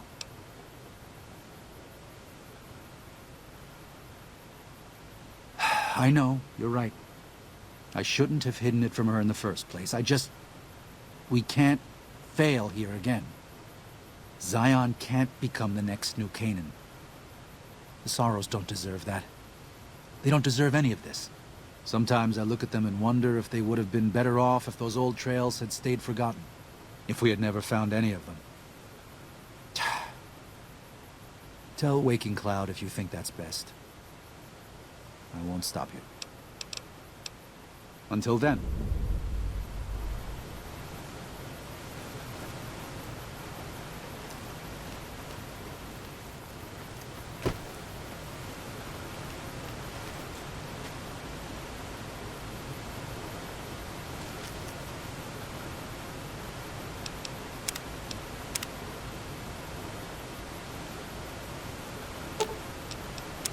Katubiu.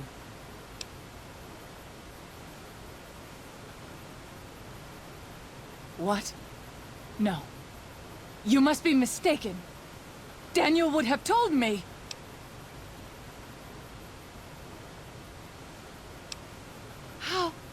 How dare he?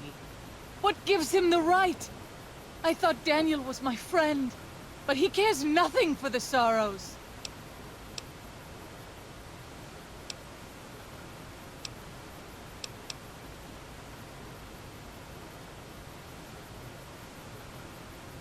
Perhaps. I will have to have a very long talk with Daniel when all of this is over. Thank you for telling me this truth.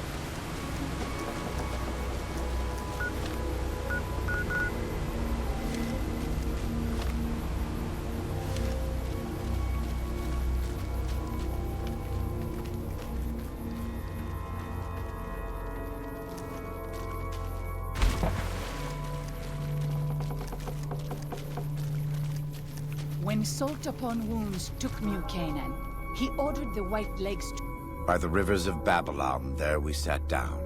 Yea, we wept, when we remembered Zion. Remember, O Lord, the children of Edom in the day of Jerusalem, who said, raise it even to the foundation. O daughter of Babylon, who ought to be destroyed, happy shall he be that rewardeth thee as thou hast served us.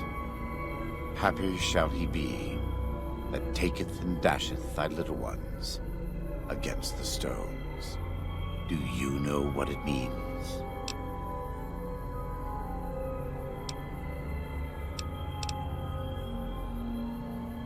Given those two choices, yes. In the best of all possible worlds, they would just leave us in peace. But they won't. I don't enjoy killing, but when done righteously, it's just a chore, like any other. Practiced hands make for short work. And the good Lord knows there's much to be done here.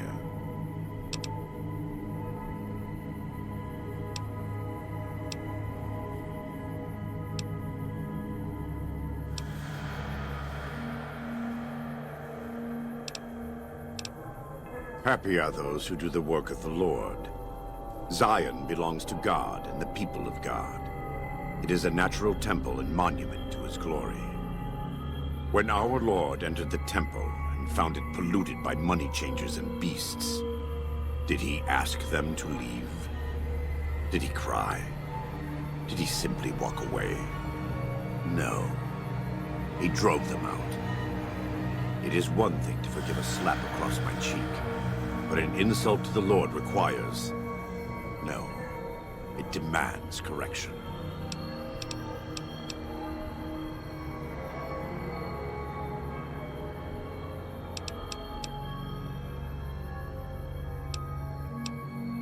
I and the dead horses are prepared to do what must be done to protect Zion from the White Lakes. And though Daniel won't accept it yet, there are many sorrows who are also prepared. They may not be warriors, but this is their home. If you have a chance to speak with Daniel about this, ask him to consider defending Zion instead of abandoning it. He has good intentions, but I fear that if we evacuate the sorrows from this place, it will be lost to them, and us, forever. To salt the earth so nothing could grow again. What? Welcome back. What can I do for you? He's a butcher. Believe me, I know the godless fire that burns in his heart. I've been burned by it myself. He's not the kind to let his subordinates do all the killing. No, he likes to have a hand in it, with that spear of his. He's fashioned himself an abomination before the eyes of the Lord. I'm happy to serve as an instrument of divine justice.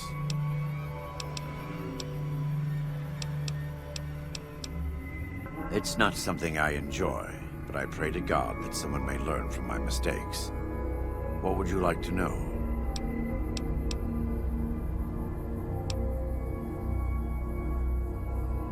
I was born in Ogden, what people came to call New Canaan. Things were more peaceful when I was growing up. When I was a young man, I went out into the world to do missionary work, as all New Canaanites do. I traveled along the Long 15 and followed 89 south into Arizona.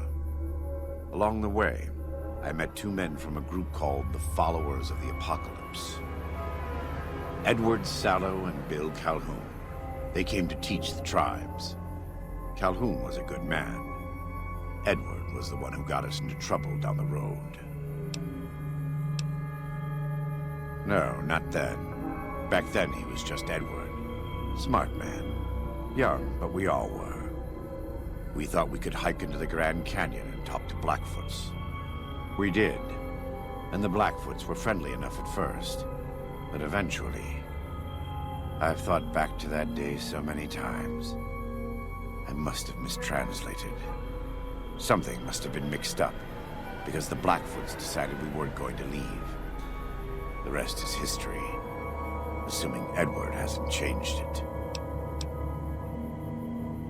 This way lies the path to hell. Caesar needed me to translate. Translation became giving orders. Giving orders became leading in battle. Leading in battle became training, punishing, terrorizing. A series of small mistakes before a great fall. And I stayed in that darkness until after Hoover Dam.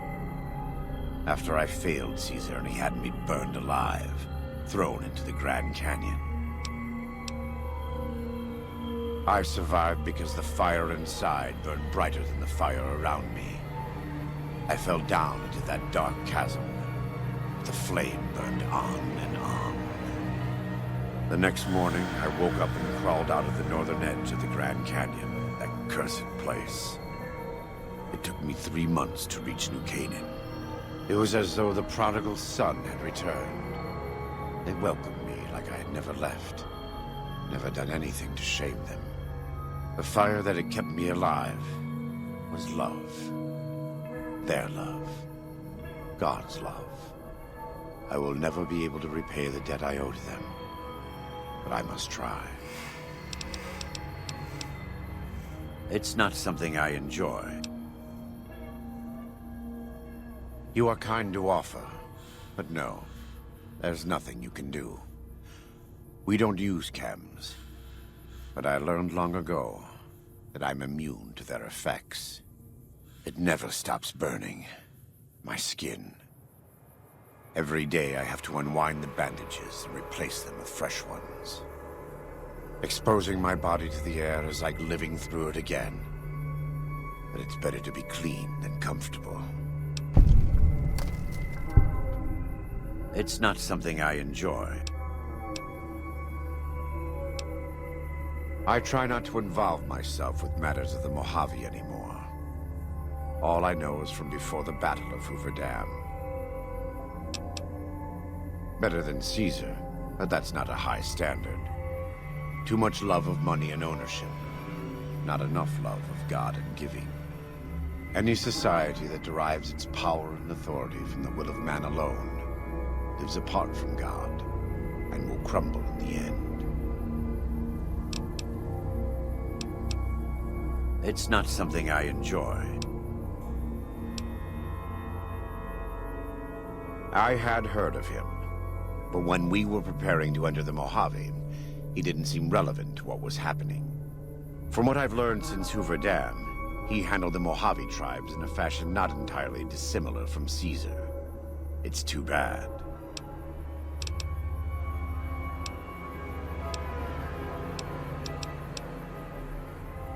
Love the sinner, hate the sin.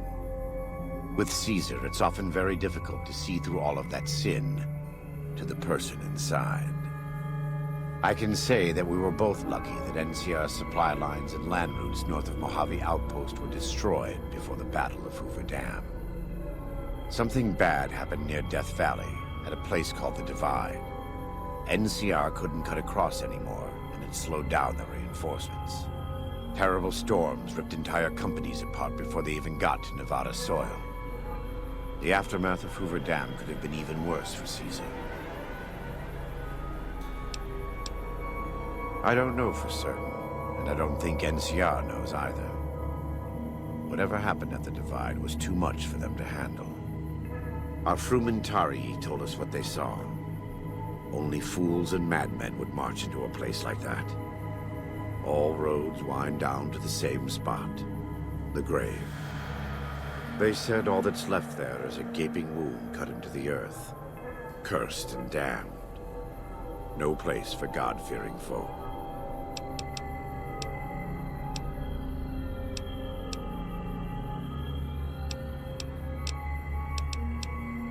Not all of them, but they couldn't take 127 north to get around the mountains. As if Death Valley weren't enough, they had the Divide and Big Empty to deal with. From what the Legion's explorers reported, the Big Empty may as well have been a wall to any living thing approaching it. God be with you. What kind of monster could do that?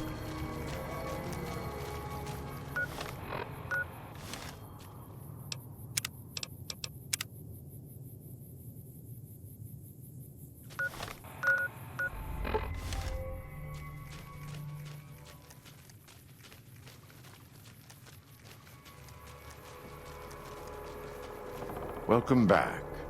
What can I do for you? Yes, take a look.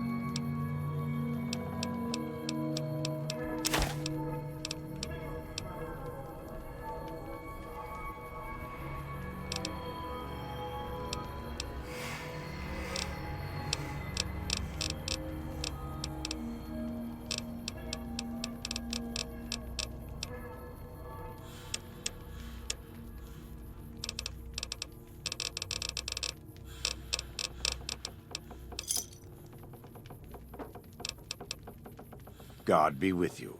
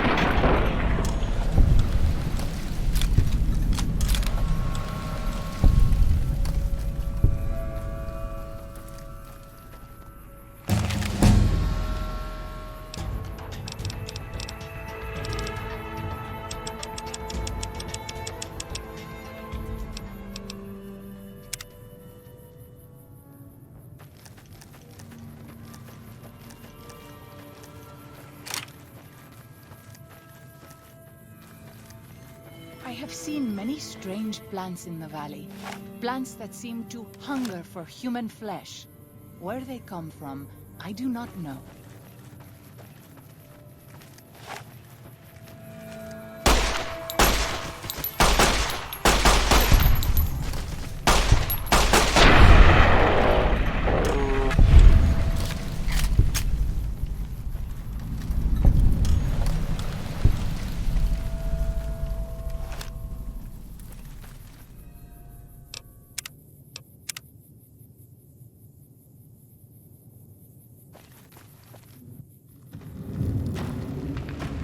We should not be here. This place, it belongs to the Father in the caves. We must not profane it with our touch. The Father in the caves. The Holy Father who gave the Sorrows his succor and gave the new Canaanites his son. Many of the caves around the valley are sacred to him, and those who would trespass are punished by holy wrath.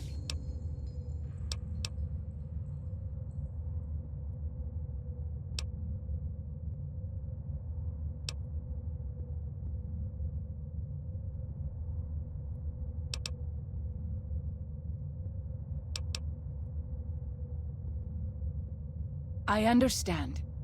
I would prefer to leave as soon as possible, though.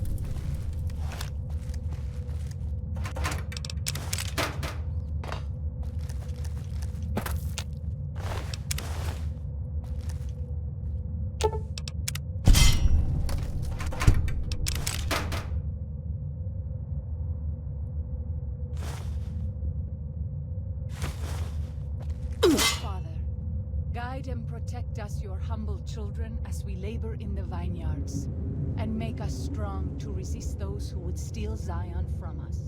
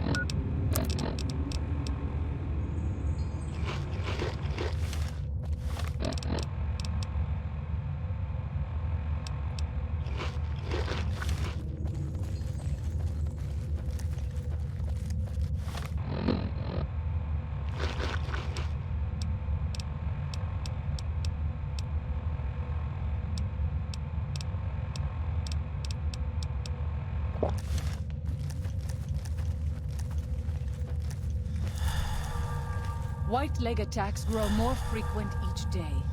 I fear for our people, and for our valley if something is not done.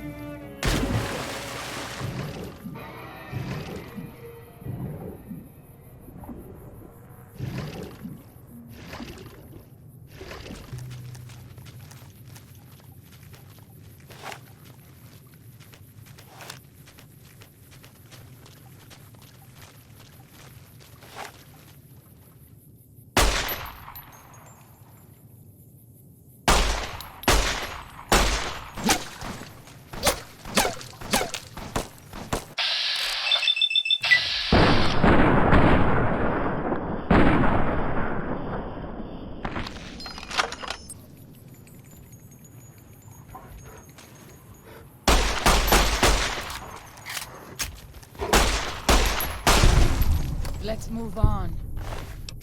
I don't like to linger in this place.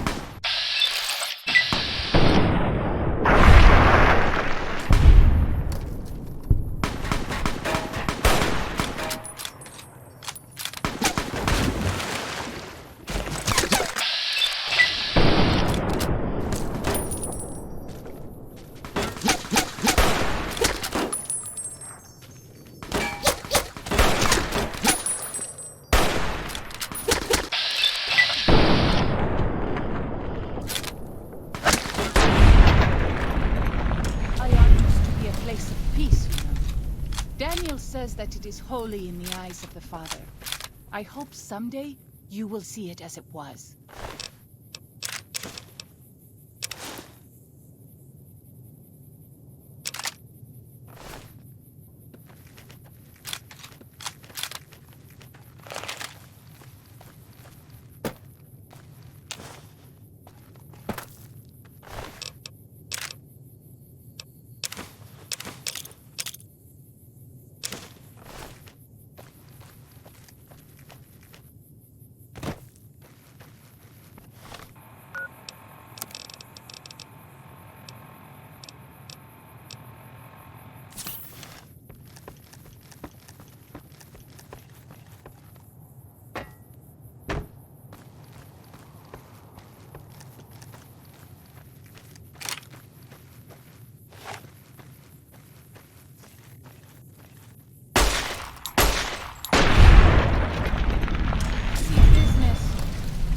glad it's over.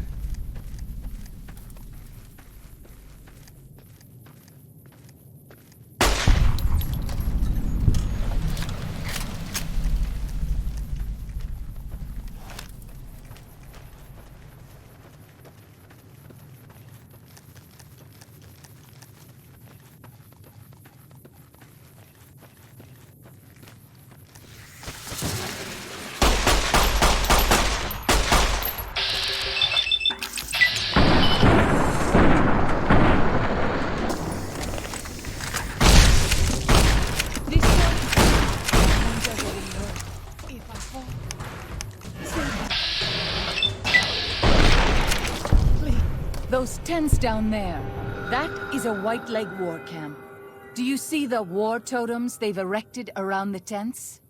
White Leg warriors pray to them for strength and savagery before battle. This is no raiding band.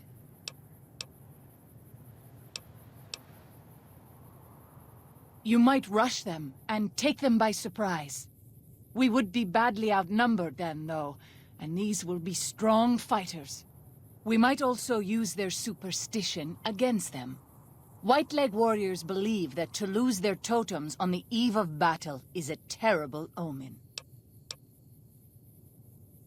Yes, if their war totems were to disappear, they would likely lose the will to fight. I will follow your command, but I advise caution if it is possible.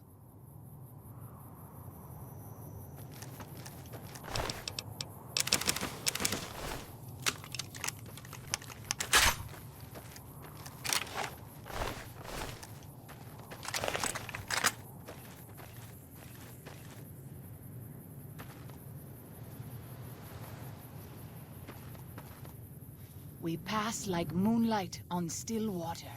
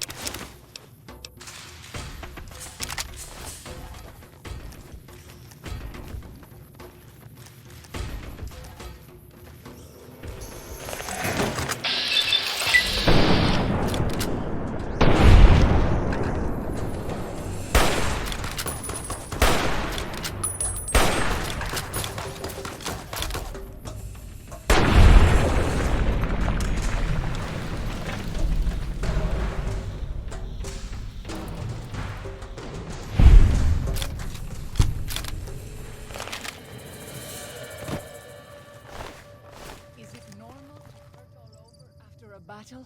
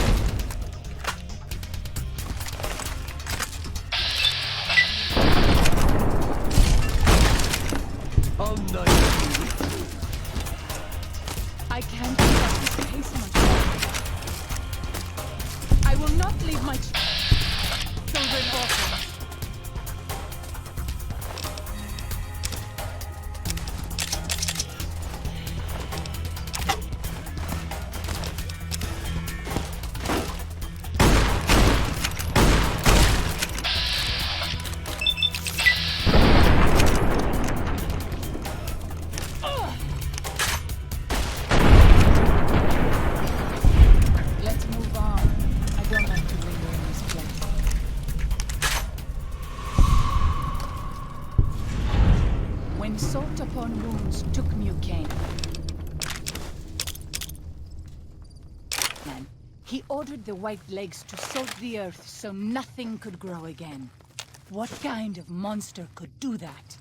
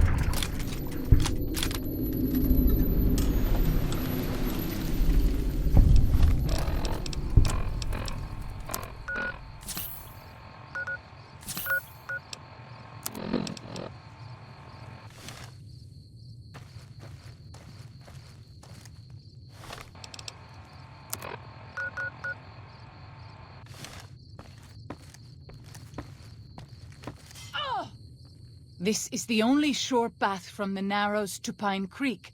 They will be cut to ribbons by these traps.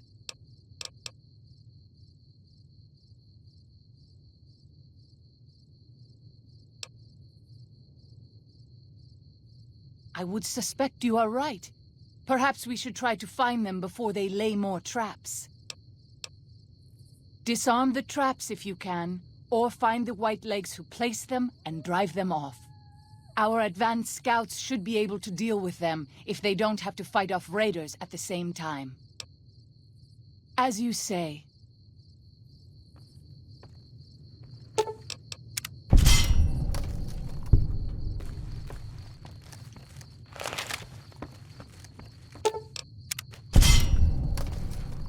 Daniel says that most people outside the valley do not keep to the Father's ways.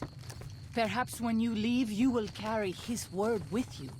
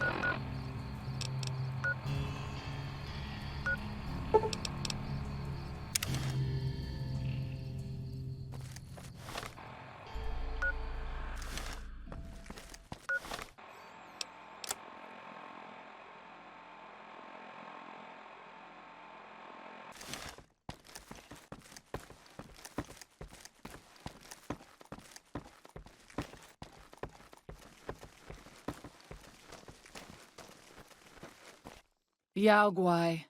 Even our strongest hunters could not hope to kill so many. There must be a nest nearby. Fighting so many at once is a dangerous prospect, unless you are a truly mighty warrior. This many so close together suggests a nest nearby. If we find it and destroy it, we might have better luck. Did Daniel not give you some of the new Canaanites' fire clay? That could easily collapse a cave and trap the beasts inside. Look around and see if you can find a cave nearby. It may prove easier than slaying the beasts. I hope that is truth and not a boast, but I will respect your leadership. I stand with you.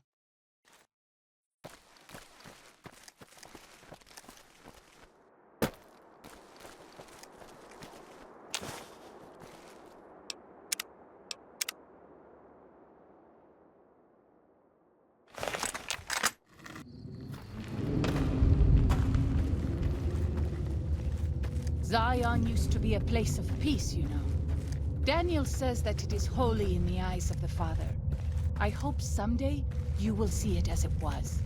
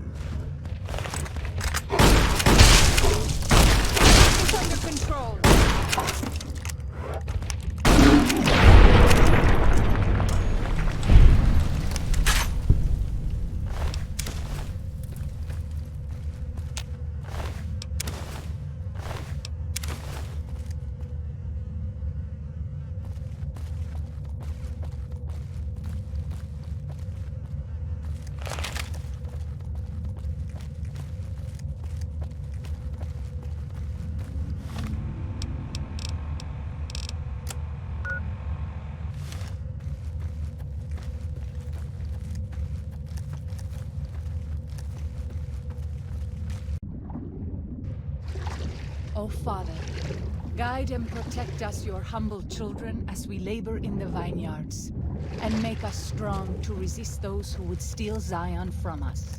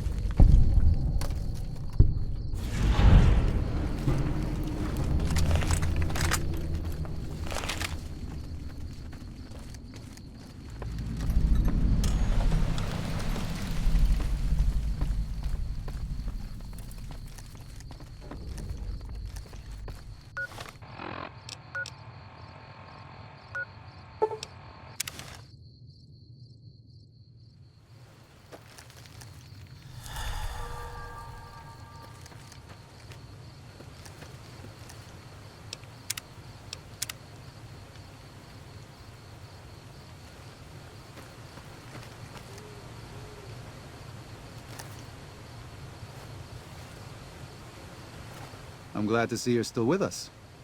How can I help you?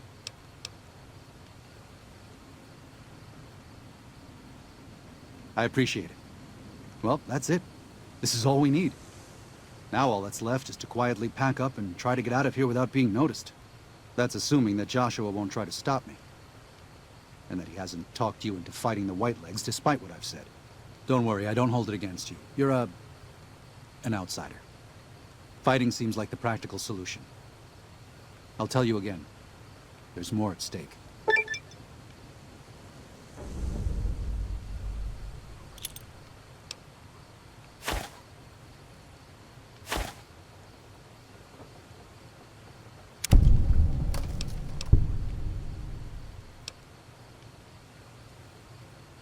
Even our Lord had doubts. Think it over, but listen to your heart. And do it quickly. We don't have much time.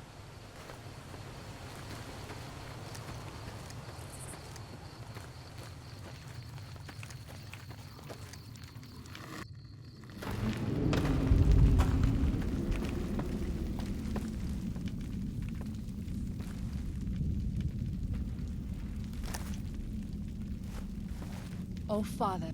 Hola, outsider. Welcome, child of omens. You come to receive visions of truth? Take drugs, kill a bear. Seek medicine plant. Return with sacred datura root. Receive visions of truth, they guide you. These roots make sacred vision tea. You drink, you see path before you. Ready? Tea will wait. Me, maybe not. Guide and protect us, your humble children, as we labor in the vineyards.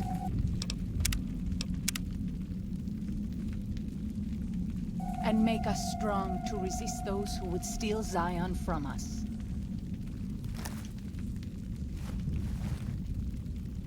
These roots make sacred vision tea. You drink, drink. Tea is strong. Tea is bitter. Wisdom is strong. Wisdom is bitter. You see? You go to cave, find ghost of she, lay ghost to rest. This your quest.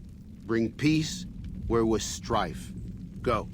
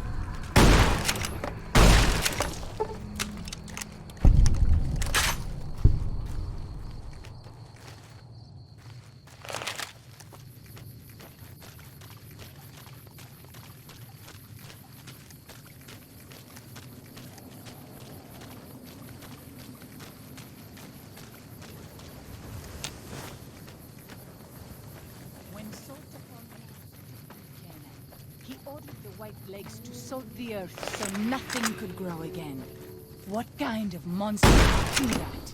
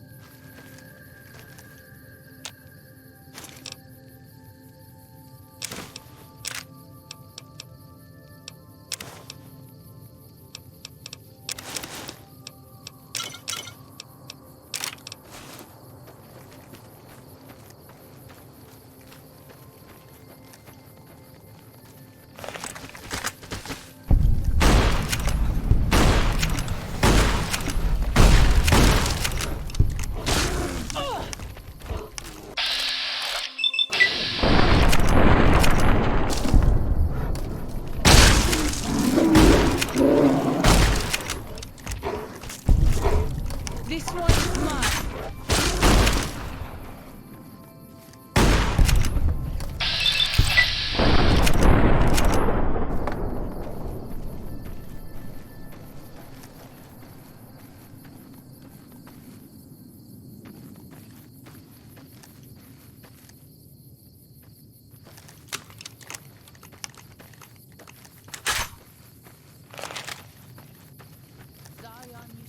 Place of peace. No. Daniel says that it is holy in the eyes of the Father. I hope someday you will see it as it was.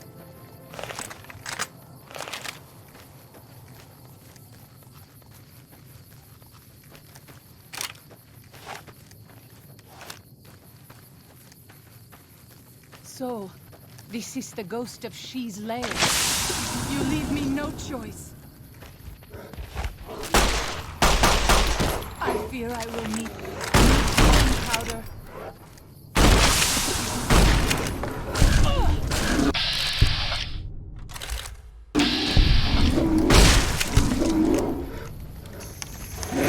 This wound is grievous. I will not leave my children alone.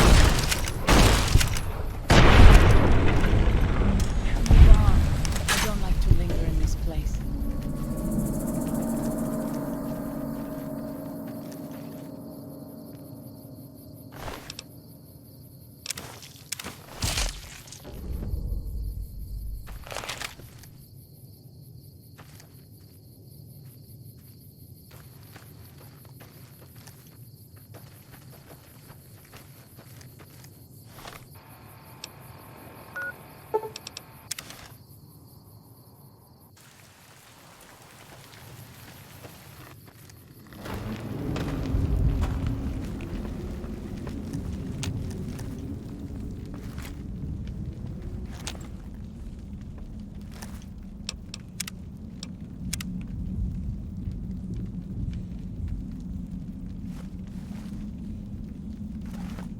Does Ghost of She like quiet and grave?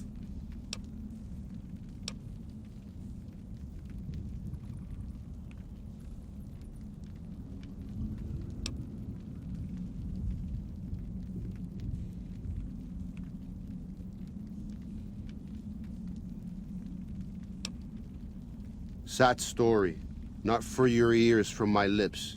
Ask midwife. She speak to your ears. Katubiu. That is a sad story. I do not like to tell it, but if you are asking, it must be at Whitebird's request. That I will honor. Long ago, a girl lived among this tribe. She was a curious child, and a clever one. And her mother had a devil's time watching over her. One day, the child slipped away from camp and went to play in the caves nearby. The girl did not know that a Yaogwai slept in that cave. The girl died. The tribe wept. For the girl had died before her naming day, and her ghost would remain restless and wandering upon the earth. Many hunters tried to kill the beast, but it eluded them or drove them off. The shaman said that since it had consumed the girl, the two were one. So we call the beast Ghost of She, for the child had no name to be called. That is the story of the Ghost of She. It is a sad story. It is our story. Then I will look forward to our next speaking.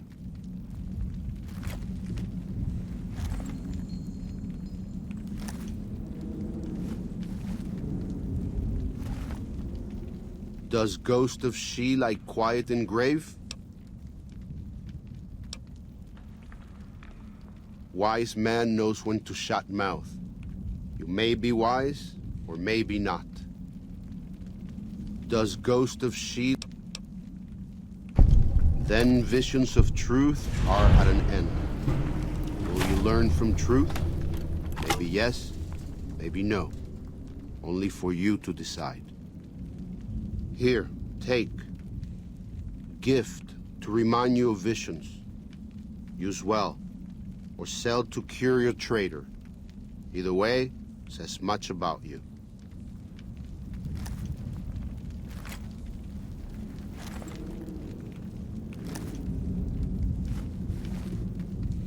Visions guide you.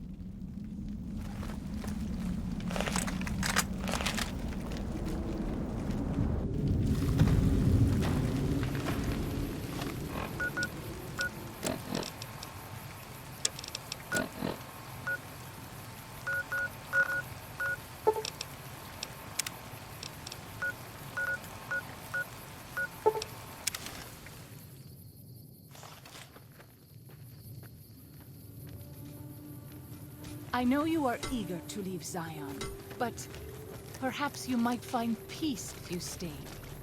Think about it. Yes?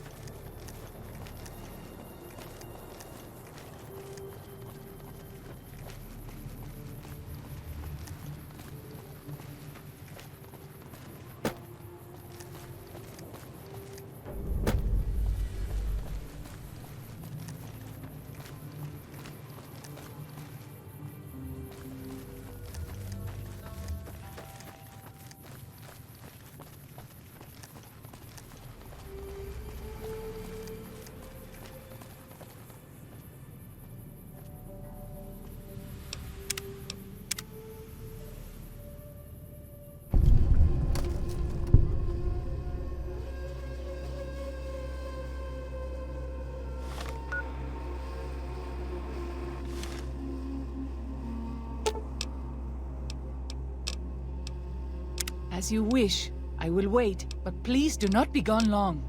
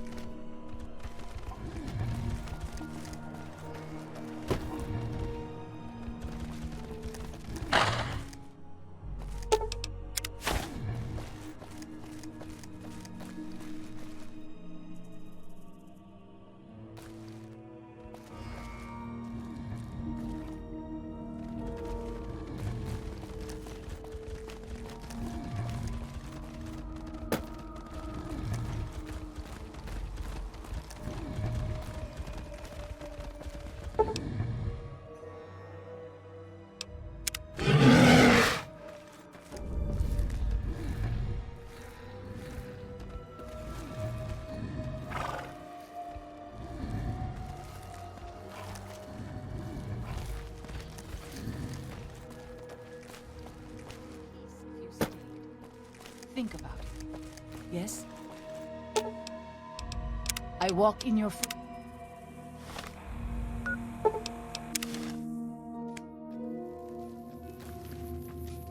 Good job getting those supplies to Daniel. If you were a dead horse, you'd get a tattoo for that. Whew! Glad to hear it. That'll be some happy mama, huh? Thank you. Really. It means a lot to me.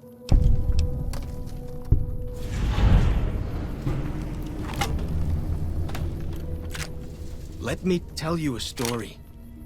When I was a boy, a man came through the valley with one of the caravans.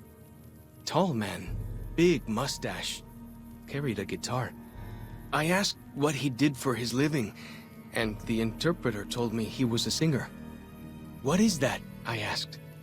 The man explained that he went from place to place and sang for people, who gave him food and shelter and care in return. I couldn't believe that there was a place in this world where a man could do that. I promised myself then that one day I'd explore that world myself. I haven't told him yet. Never had the growins. You'd do that? Sure. Sounds smart to me. He might not get so mad at you. He's been the chief of our tribe since he came back to the valley. He went off to the civilized world years ago to fight a war. That didn't go well.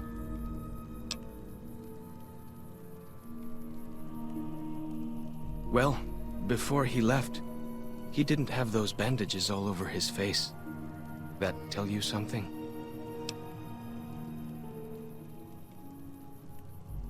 I don't know. He doesn't talk about it much. Maybe. But how can two civilized tribes fight over something as small as a dam?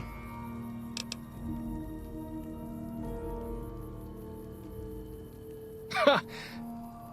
Really? That's... my gods. Must be some mighty civilized folks who built that.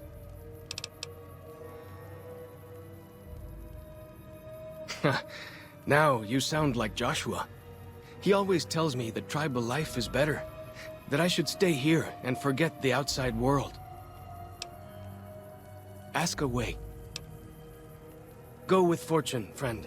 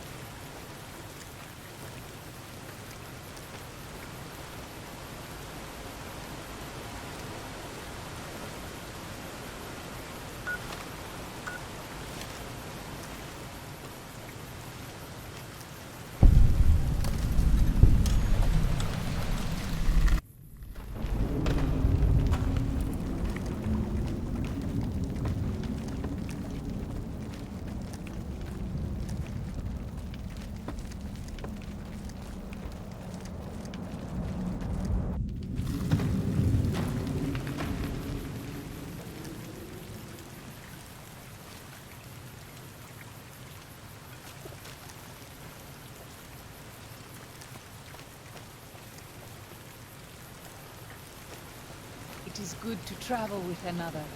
I spend so long scouting on my own that I forget what human company is like.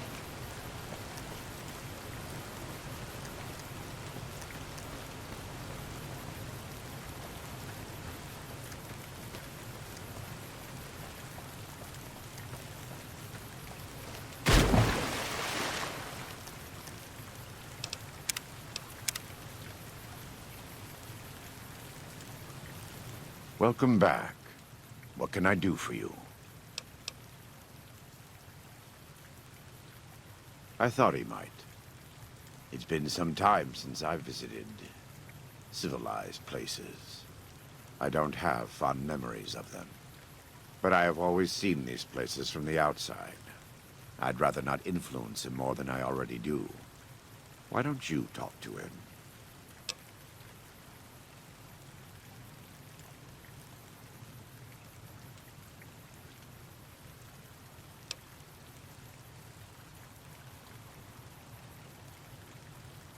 Whatever you tell him, I'm sure it will be fine.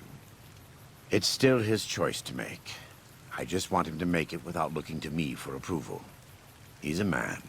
He can make his own decisions. God be with you.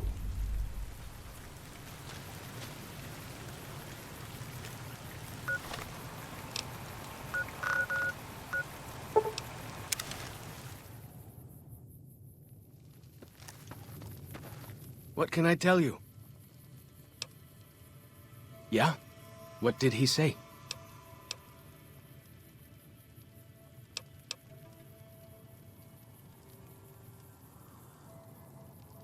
He said that?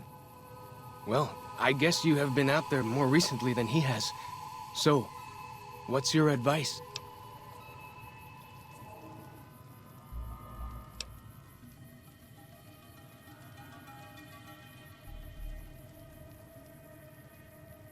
I see. Well, thanks for your telling. I'd like a minute alone to think about this. Thank me.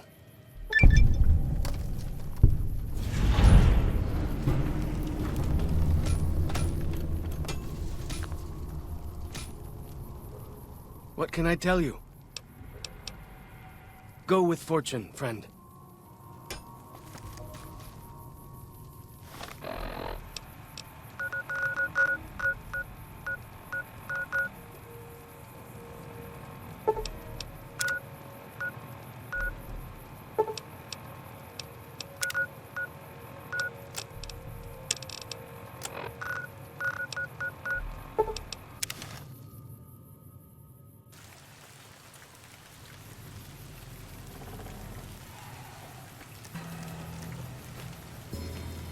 Welcome back. What can I do for you? Yes, take a look.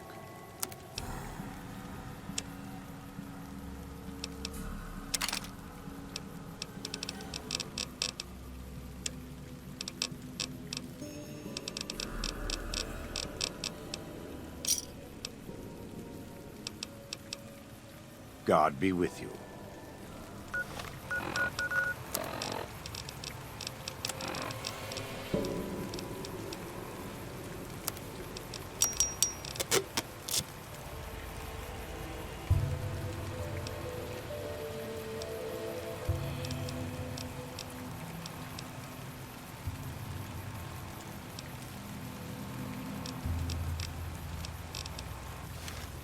Welcome back.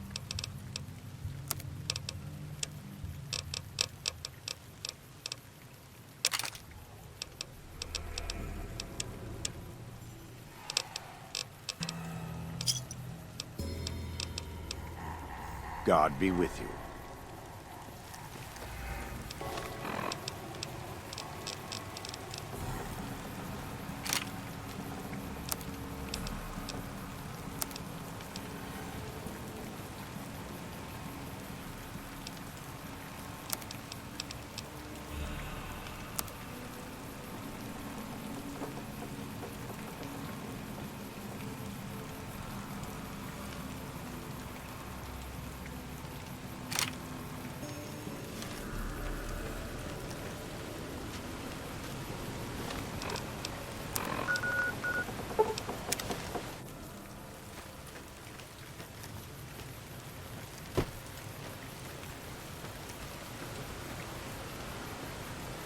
Unless you and Joshua have any objections, I'd like to start evacuating the Sorrows.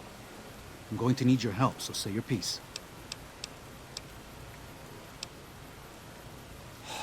No. Why? Why? Haven't you seen enough of what's going on here to see that the Sorrows don't need to butcher the Whitelegs for a piece of land?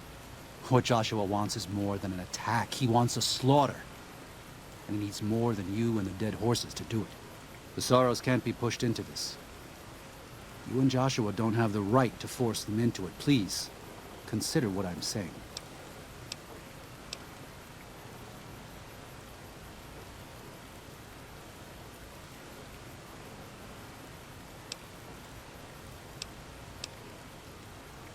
I've already explained to them that we're leaving. They've accepted it. What is Joshua going to tell them about being a warrior?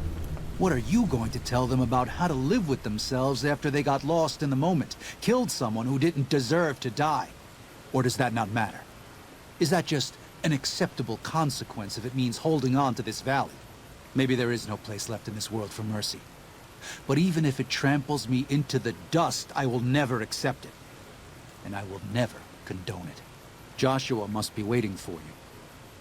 I'll stay here with the others as I told them I would.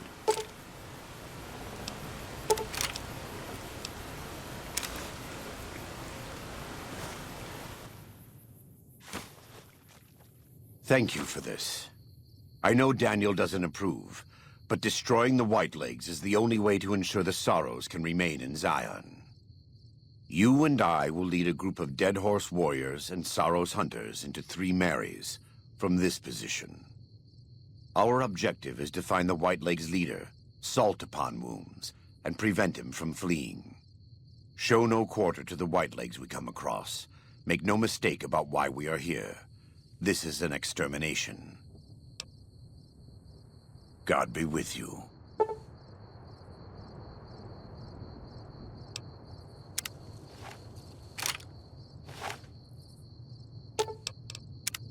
The time for talk is past. The Lord's work must be done.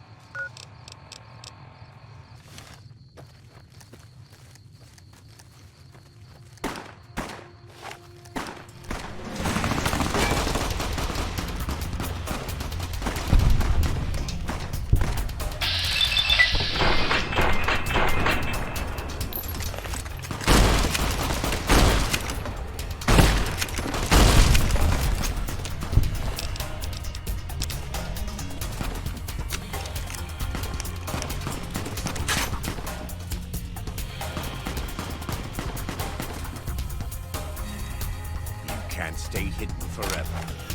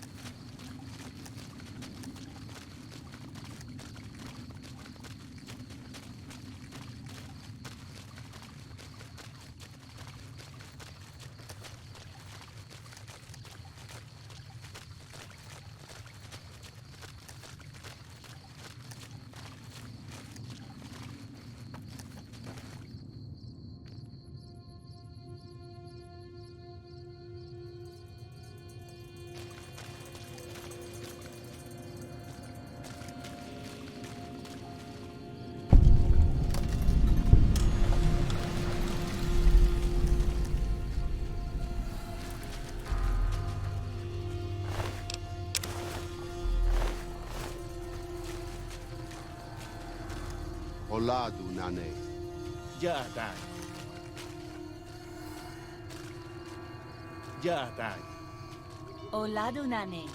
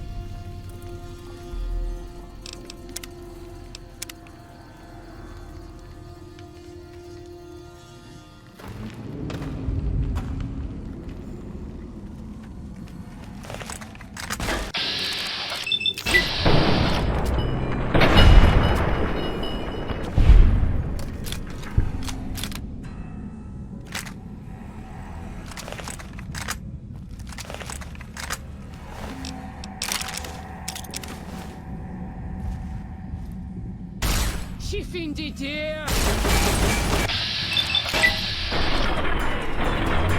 Genau.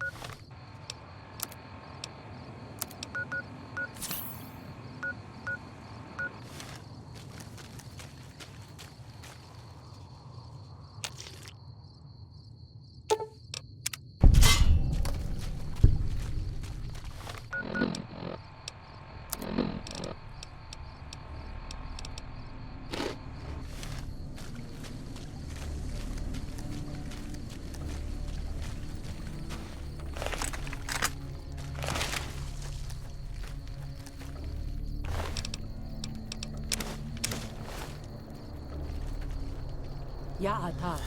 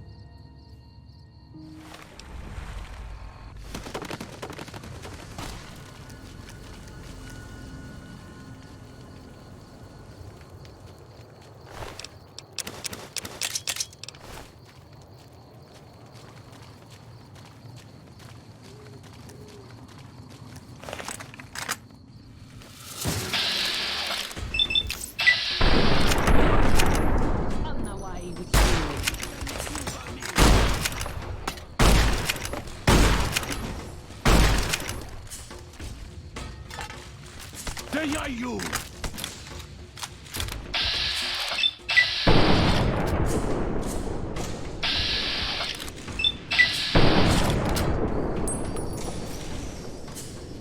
Nash me with you. You get. No need to tell me.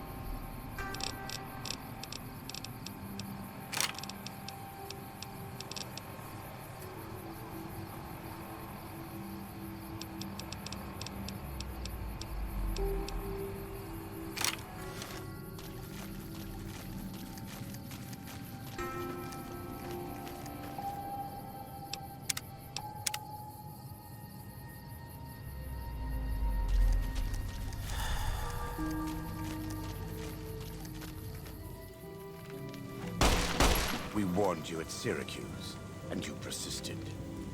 You took advantage of us at New Canaan to drive us out. And like the dogs of Caesar you are, you followed us to Zion. And now you stand on holy ground, a temple to God's glory on earth. The only use for an animal in our temple is sacrifice. Kale wachane conserva o. You understand me, don't you? Don't you? Outman. Kunaman mad. He killed all white legs. You talk. You stop.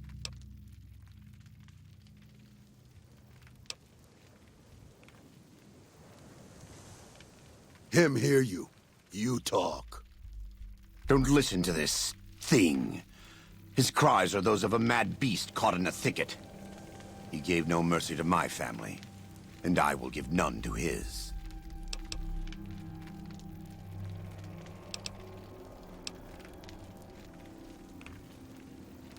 He never had any dignity to begin with. None of them did. But for your sake, for the sorrow's sake, I'll let him die on his feet. Stand up and look at what's come for you.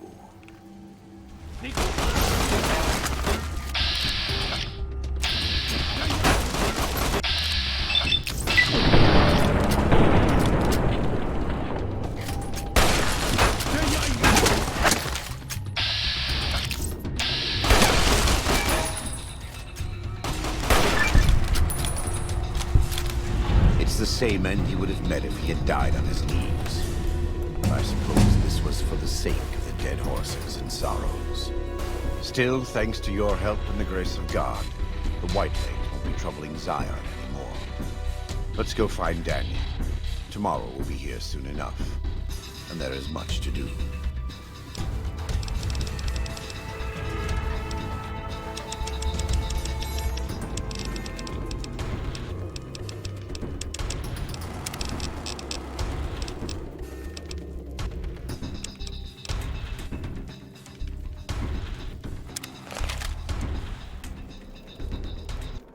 And so it was that the conflict between the New Canaanites and the Whitelegs was finally resolved.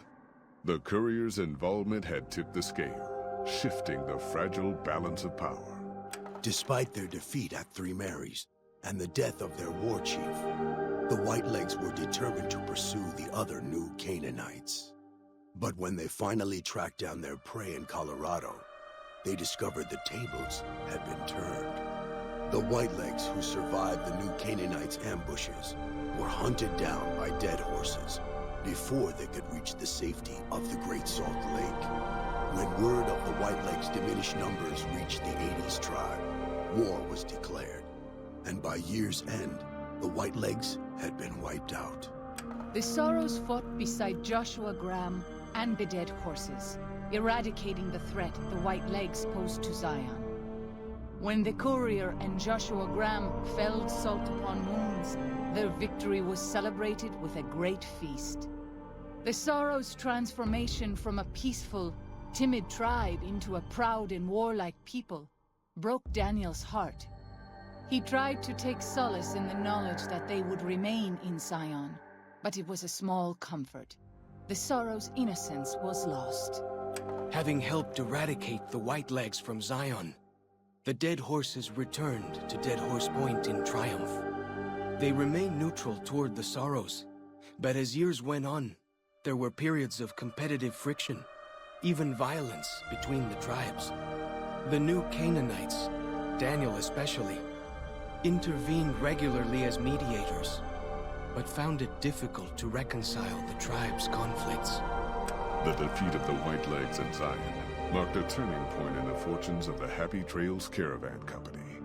Every 2 months, the caravan met with the New Canaanites in Zion Valley to trade. Happy Trails soon returned to prosperity. The vigilance of the Sorrows and dead horses in defending southwestern Utah, initially startling to Happy Trails caravans, soon proved a blessing. The tribes united against the 80s, driving them back from Highway 50, and thus opening yet another trading route for Happy Trails caravans. Follows Chalk took the courier's words to heart and decided the big cities of the Mojave Wasteland and NCR were best left unexplored. Though he sometimes dreamed of distant lands, he continued to support his family at Dead Horse Point, and eventually, his wanderlust faded. Waking Cloud was distraught when she learned of her husband's death, but took comfort from her tribe and the compassion of the New Canaanites. She forgave Daniel for having concealed her husband's fate from her, and learned to accept his fate. When her grief faded, she took a husband from the Dead Horse tribe. At her bidding, he stayed close to home. Though the courier had stopped Joshua Graham from executing Salt upon Wounds, the war chief still fell in battle. The Whitelegs defeated at Three Marys. Joshua led the Sorrows and dead horses, tending to their comrades and burning the corpses of their foes. He continued to advocate militant opposition to the enemies of New Canaan, and showed little quarter to those he fought. And yet he was changed. He no longer reveled in the brutality and cruelty for which he had been known in his former life. His inner demons, if not extinguished, were at the least appeased. For years after the defeat of the Whitelegs, Daniel did his best to minister to the Sorrows' spiritual needs. Try as he might, he could not hold back the tribe's increasing militancy and reverence of Joshua Graham. Demoralized, he returned to his family in Dead Horse Point. His failures haunted him for the rest of his days. And with that, the courier walked out of the history of the tribes of Zion and back to the gathering storm of the Mojave Wasteland.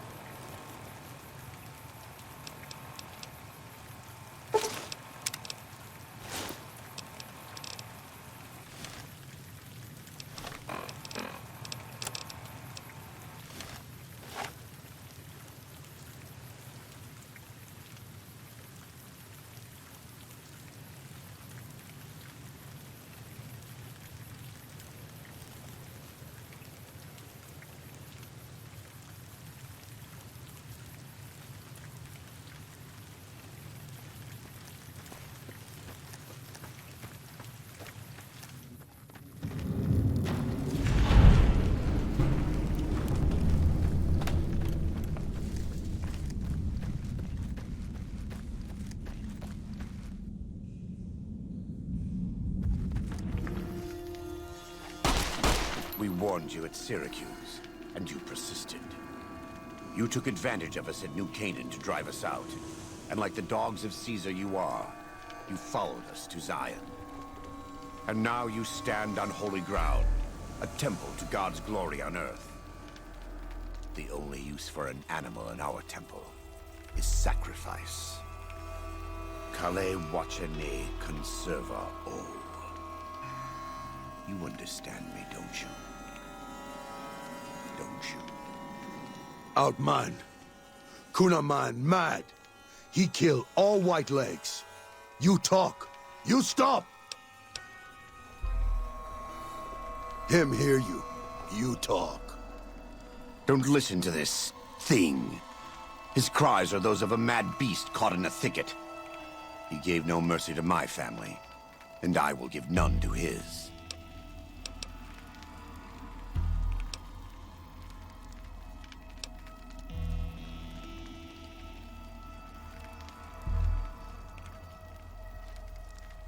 God's will.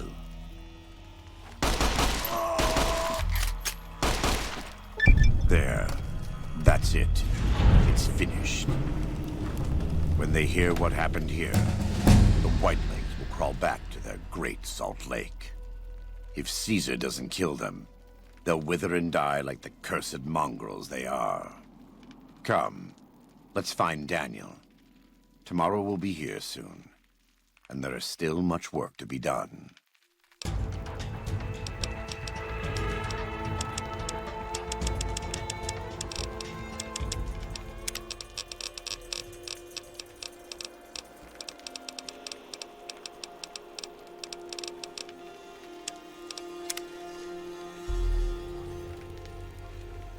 And so it was that the conflict between the New Canaanites and the Whitelegs was finally resolved. The courier's involvement had tipped the scale, shifting the fragile balance of power. Joshua Graham's chilling execution of salt upon wounds seared into their minds.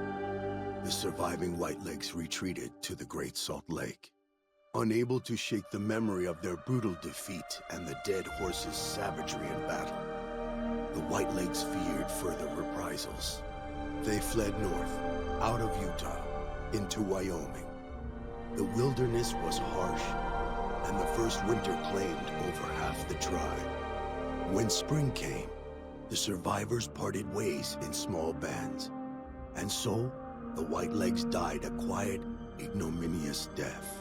With the Whitelegs crushed, Joshua Graham led the Sorrows and Dead Horses in tearing apart and burning the corpses of their enemies. He set about training his army in the way of the Canaanite, and soon the new Canaanites and tribes of Zion were feared well into the Mojave. Legends of the Burned Man grew even more depraved and terrifying. And with that, the courier walked out of the history of the tribes of Zion and back to the gathering storm of the Mojave wasteland. He never had any dignity to begin with. None of them did. But for your sake, for the Sorrow's sake, I'll let him die on his feet. Stand up and look at what's come for you.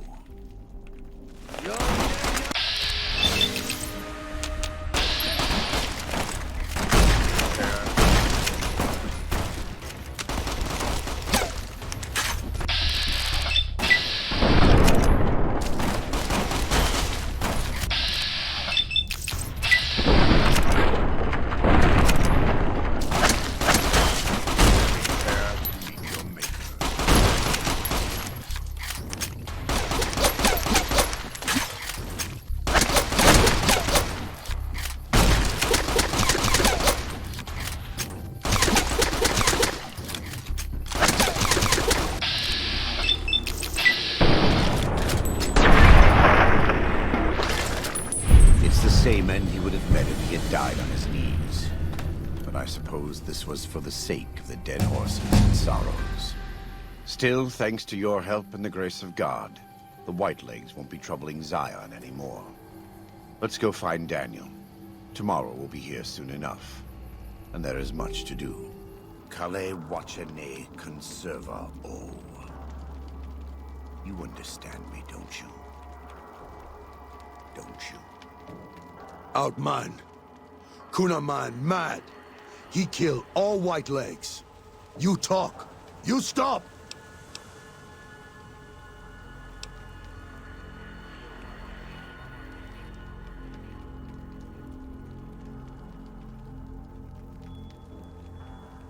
You can no ni kumpa me.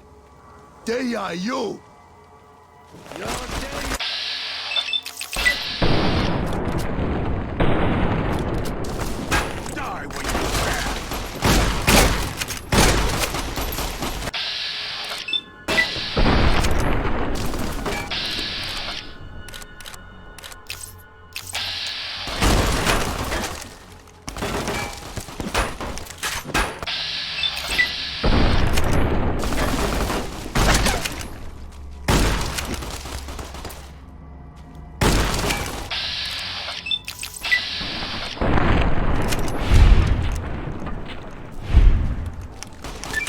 It's the same end he would have met if he had died on his knees.